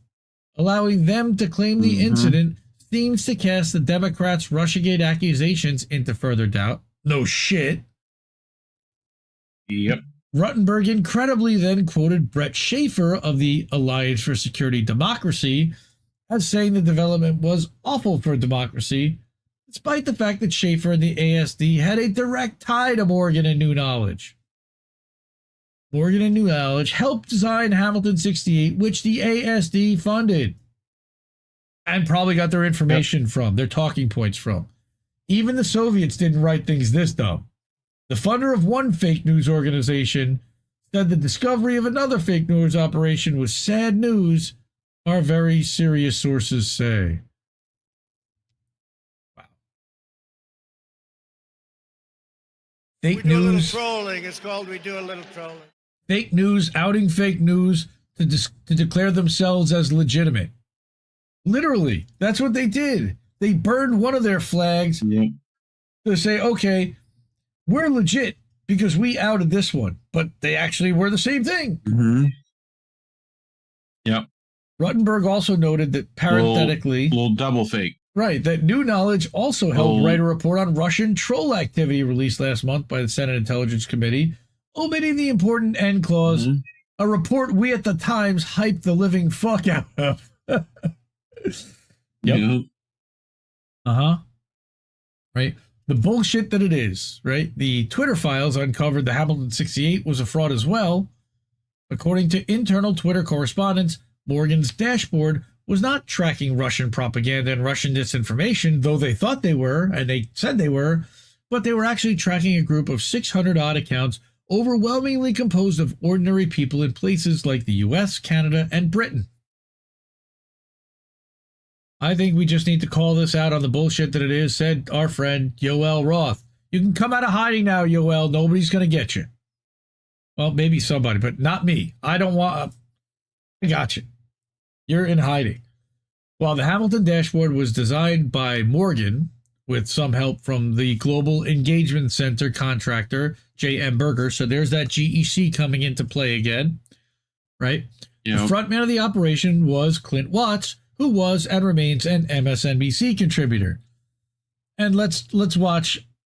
I hope we don't get taken down for this, but Orf did an incredible job of this one. You and your team, you guys created a website, Hamilton 68. Yes, my colleagues and I, we tracked Russian accounts. That's some bullshit. So they're literally right now, there are Russian bots, according to your website, that are putting this out into the world. Is that correct? It's bull. Yep. Orf. Indie Media Award honoree. I got that button. Classic 2023. Funny. Yes, the Nomster. I saw that today about switching the N and the M characters on the laptop as a practical joke. She's a Nomster, a real Nomster. Yes, that's very funny. 279 times. The impact of Hamilton on the domestic news landscape almost can't be calculated. It was used to make assertions about Russian interest in everything from a memo about FISA abuse written by Republican Devin Nunes, moo, how's that cow doing, to the Parkland shooting, to the spread of the term deep state, to the hashtag walk away movement. And by the way, if you haven't walked away from the Democrats, hashtag walk away, to countless other themes. And it was all a lie. As again recorded 279 lies. And I think we played this once before, but it's so good we got to play this one again. This is the only time I'll play corporate media is when Orf does this. McCarthy publicly charges that the United States is infested with foreign forces at work in our politics. He says that he has a list of 600 Twitter accounts that appear to be linked to the Russian government. That's a lie. These Kremlin-linked accounts, these Kremlin-linked accounts, these Kremlin-linked accounts, Russian-linked accounts, Kremlin-linked accounts, with foreign influence, Kremlin-oriented Twitter accounts, Kremlin-linked Twitter accounts, Russian-linked Twitter accounts, impersonating Americans. They are every day playing on social media. There's a website called Hamilton 68 that measures it. This Russian influence tracker on Twitter. The Russian dashboard is a real-time dashboard of... All right. You get the point. Orf is amazing. Yep.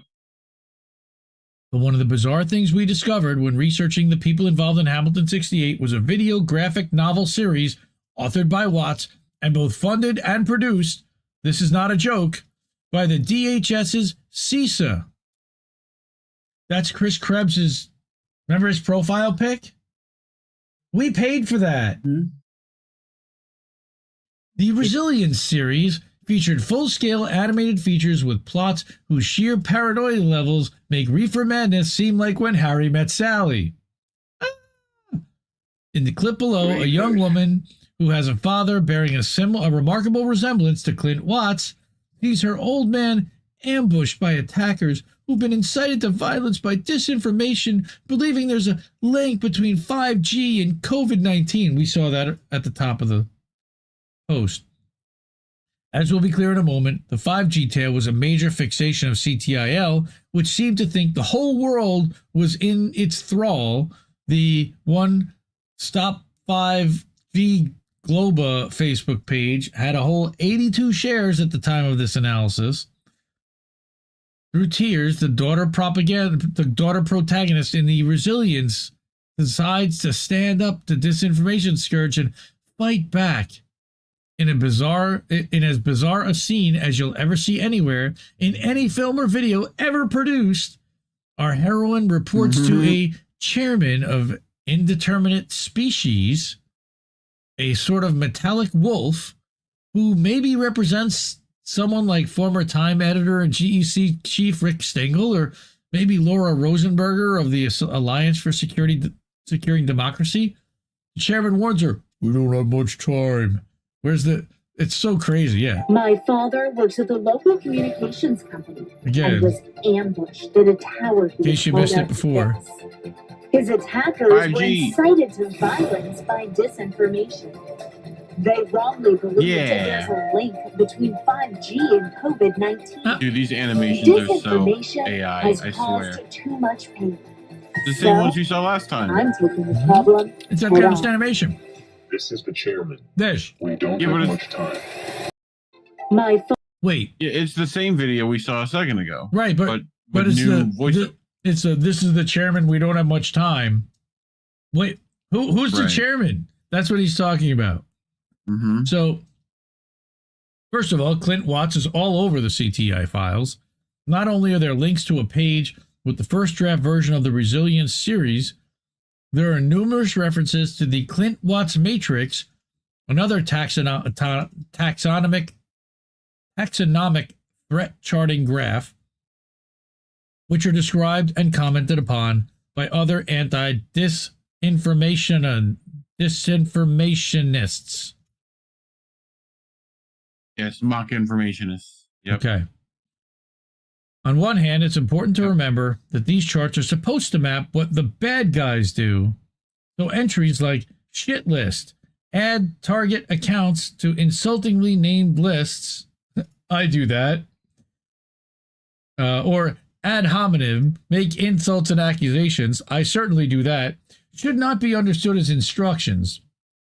But it's also true, however, that CTIL members are on video saying things like, basically, we're using many of the same techniques as the bad guys. So that should be taken into consideration too. And here's that Resilience series. Here's the outline and the sketch for what they want to accomplish. Right? Holy crap. Ask GoFundMe to investigate. Here's another one. Canadian truckers. Just to an example, CTIL incident reports and instructional papers regularly list possible counters to disfavored themes. In the paraphrase below, for example, CTIL members are warned about examples of the terrifying 5G conspiracy. And we can ask GoFundMe to investigate and ask Facebook to go after the original are listed as possible solutions for what to do. Right? Nottingham, UK, shares that include Real News Australia, Nottingham, UK, various 5G conspiracy peeps. This makes me think that our work tracking COVID 5G will be useful after all, because they think there's overlap. Sniff Hamilton 68 dashboard for themes. What does that mean?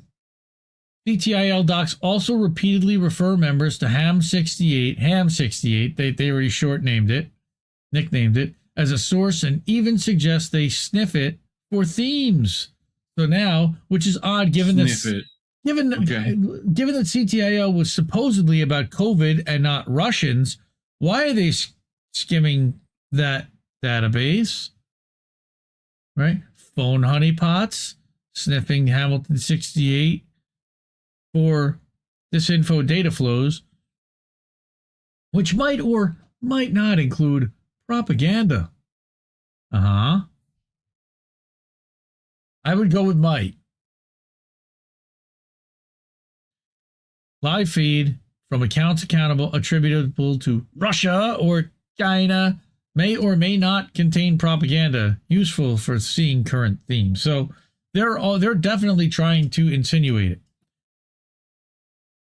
Here's another one where they talk about the Parkland teens. A number of incident reports sourced to Hamilton 68, sometimes by way of popular media. The Parkland teens report below takes text from a Vanity Fair story, right, about how they're using Russian bots are using 2016 tactics to hijack the gun debate on Twitter. One of the odder details about these 3 episodes is that the counters to Hamilton 68 stories, for some strange reason, don't recommend takedowns or removals. The tone is agnostic. Presumed goals divide the American public on issues of guns, race, and generational politics and activism. Method is amplification via sock puppet and cyborg accounts, but the counters are none. They get media exposure. That's what all this is written in another report titled Kavanaugh, source to Hamilton 68. So, of course, they now are saying that the Russians were involved in influencing whether Kavanaugh, the Kavanaugh hearings, and whether he got, whether he passed as a Supreme Court justice, and what shape potential narrative and public thinking. That Morgan, right, that this time to a Quartz piece that tags S.J. Terp's long ago co-worker, Jonathan Morgan, again, the head of that new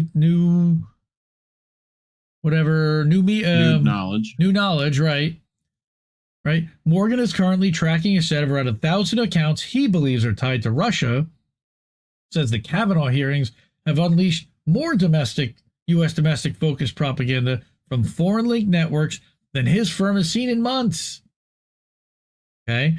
The analysis includes lines like presumed goals, divide the American public on gender and party lines, harass and intimidate anti-Trump voices, and promote both sides relativism, and alter ground truth resources such as Wikipedia. So again, ground truth resources. Well, wait a minute. What this is saying is they should be that their agents and their operatives are editing Wikipedia to spread misinformation intentionally. Yes. And I guarantee you community notes, because that's a similar system. Like, absolutely. And now even Elon is like, it looks like there's somebody that's some intelligence service, I wonder where, that's now manipulating and got some kind of an influence over community notes. Where'd that come from? Yeah, and then got community noted again, being like, no, community notes is good. But they don't want to counter it because they're getting media exposure. That's the counter, is that they'll let the media counter it and form the narrative. And there they are. That's from this stuff. Online Twitter accounts tied to Russia are heavily involved in discussing Supreme Court nominee and allegations against him online.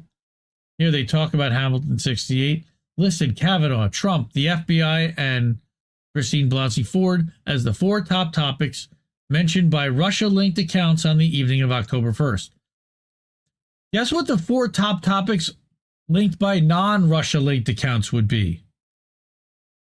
My guess it would be Kavanaugh, Trump, the FBI, and Ford. Yep. The Russia-linked accounts are largely lending their support to Kavanaugh, says Morgan, company that built the software, Hamilton 68, that Clint Watts now operates and is the face of. You're going to say that every time, I know. So I didn't say it every time. It's important to remember that the main precursor organization to CTIL, which is MisinfoSec, which was also run by that SJ lady, included none other than Twitter file star Renee DiResta of the Stanford Internet Observatory EIP and Virality Project fame. DiResta, crucially, was also the research director at Jonathan Morgan's New Knowledge when it was cranking out informational bogosity like Project Alabama and Hamilton 68. So the queen of bullshit is Renee DiResta. In a Medium report about an early MisinfoSec working group meeting, she's quoted saying something that had to be a delight to contractors' ears. Quote, "This information is not a problem that can be solved. It's like a chronic disease that can be managed." Gross.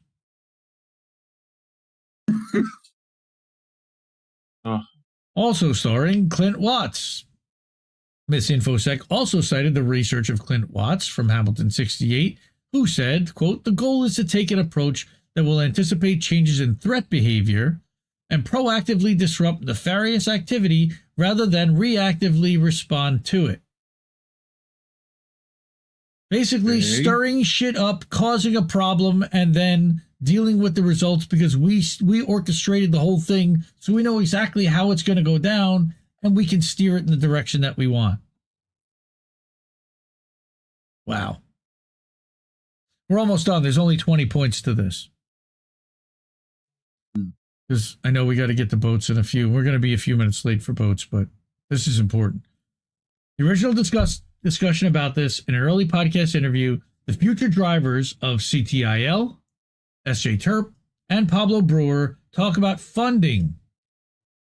Follow the money. The original discussion about this, Brewer says, was funded by the Donovan Group, which is a firm tied to the DoD Special Operations Command. Craig Newmark. We did get a little bit of money fucking names from Craig Newmark, who has the Newmark Foundation for MisinfoSec Working Group. Looking for SoftWorks. In sum, the gang's all here. The principals from New Knowledge, Morgan and DiResta, along with the Alliance for Securing Democracy, which is Watts, all key figures from Hamilton 68, all also have ties to TERP, CTIL, and MisinfoSec, operations which openly embrace the idea of preemptive, left-of-boom, informational strike, yammering repeatedly about PSYOPs and the need to proactively interrupt speech that is not desired. Maybe it's chance that the authors of high-tech fakes like Hamilton 68 just happen to cross-pollinate over and over with this DHS-endorsed program. It's early days and we're still spotting these connections, but sometimes when a surplus of coincidence looks wrong, it is. More to come. Yep. So now, what Matt then says is that over the course of the Twitter files, many of us who worked on the project got used to the social media thread format as a convenient, speedy way to deliver document-based reports. Now that I'm joining Public to report on the CTI files, he's not joining Public in permanently, just for this, I still believe that the thread is a good format, or at least a good format for delivering documents to the public expeditiously and in bulk. However, I got a problem. Twitter and fucking Elmo Musk are sadly stepping on Substack sites like his own to such an extreme degree that it's actually counterproductive to post there. I disagree with that. Speech is boring and paranoid. Yeah, coming to a Substack near you, I know. Coming to a Substack newsletter near you. He says, even when I don't post links to Substack, as was the case with the initial hashtag CTI files posts put out last week, the material scarcely circulates, suggesting I continue to be deny-listed on that site. Yep. Because of all this, I've decided to do threads here directly on Substack. I'll still announce them on Twitter, X, in addition to Notes, Facebook, and Instagram, but there no longer seems to be any point in swimming upstream on platforms where I'm suppressed. I want everybody to hear that. There's no point to swimming upstream on platforms where we are being suppressed. I'm not doing this out of pique or to throw anything in Elon's face. It's already clear that that approach doesn't accomplish anything because he's tried it. But it's just a concession to reality. I don't want to do it either. Like a lot of Substack contributors and other independents in similar situations, I need to find new ways to get the word out as the era of one-stop marketing on Twitter X is over. Again, let me repeat that for everyone. The era of one-stop marketing on Twitter X is over. The new formula will be threads on this site, followed by explanatory live streams, and Matt started to do streams. This thread being free material, social media users are free to repost, but I'd appreciate a link somewhere in the thread without further ado. And this was at the top initially, and he moved it down to the bottom. Really important stuff. Like Whitney said, it's a lot of what we already knew, but it's confirmation of what we knew, and it's exposing the links between all the people that are connected to it and why they're so dangerous and how they got the access they did. And it tells the story. It doesn't warn you of anything that's potentially coming, but it looks back and really gives you a picture of how did this all come together so that we could potentially see warning signs of that coming together similarly in the future. That's my hope. Okay. All right. Well, wow, we got 50 people watching live. You know, I don't want to kill this stream, but we did set one up for votes, but we got 50 people. Man, let's just go to votes. Chat. What do you want to do? You want to go to chat? Check some chat? No, I already put it into chat. What'd you put? Oh, the link to votes? Okay, so we're going to have to flip and... Yeah. Dude, we're going to lose half the people. You know that. We're going to take a break. Okay. Yes. We're going to take a break like we have been doing. And we'll be right back on that channel. Yep. On that link. On that show. These channels, just a different show, because we want to make sure this... Click that link that's in the chat. This doesn't...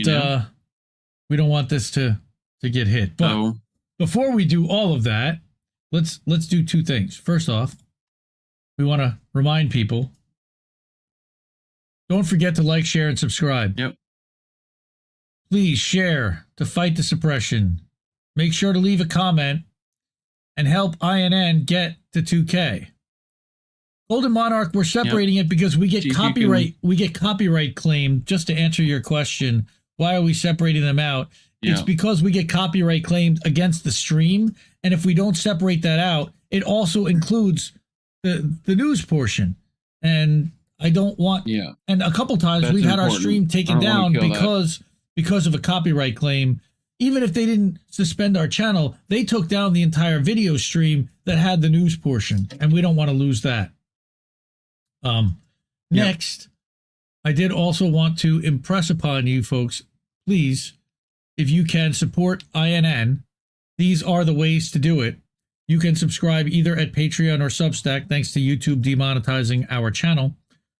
You also can, of course, subscribe at Rockfin or Rumble, or leave us a super chat or a donation at either of those places. The easiest, fastest, cheapest, freest way to get us money with no fees is Cash App.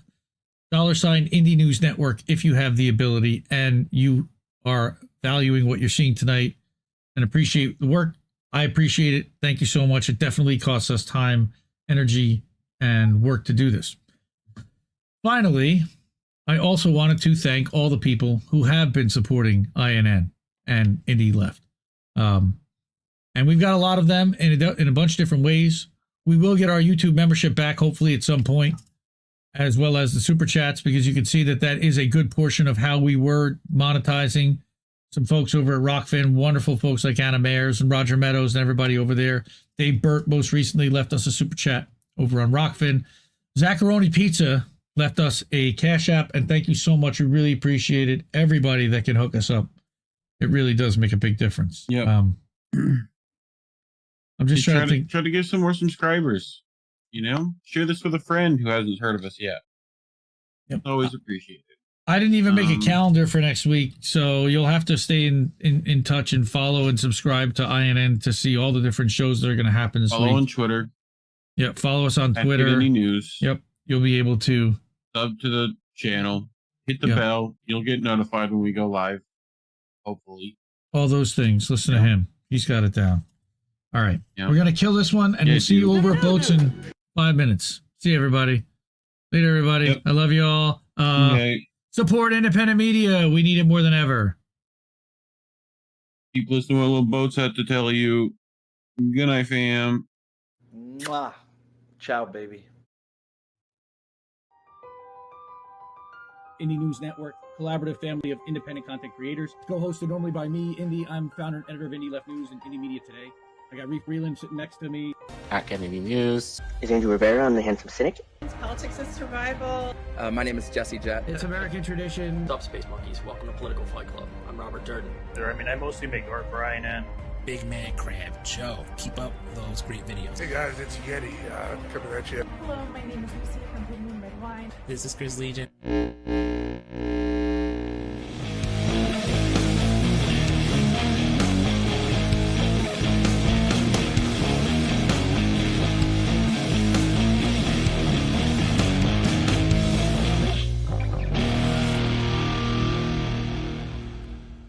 Keep fighting that good fight out there, guys. I'll talk to you later. Who are these people? I think I liked it better being blind, when I couldn't read between the lines, and when I couldn't see the cracks in the structure that lay bare before me the whole time. I think I liked it better back when I suspended disbelief and swallowed pride. I thought I knew the difference in the red from the blue, but they both bleed us so dry.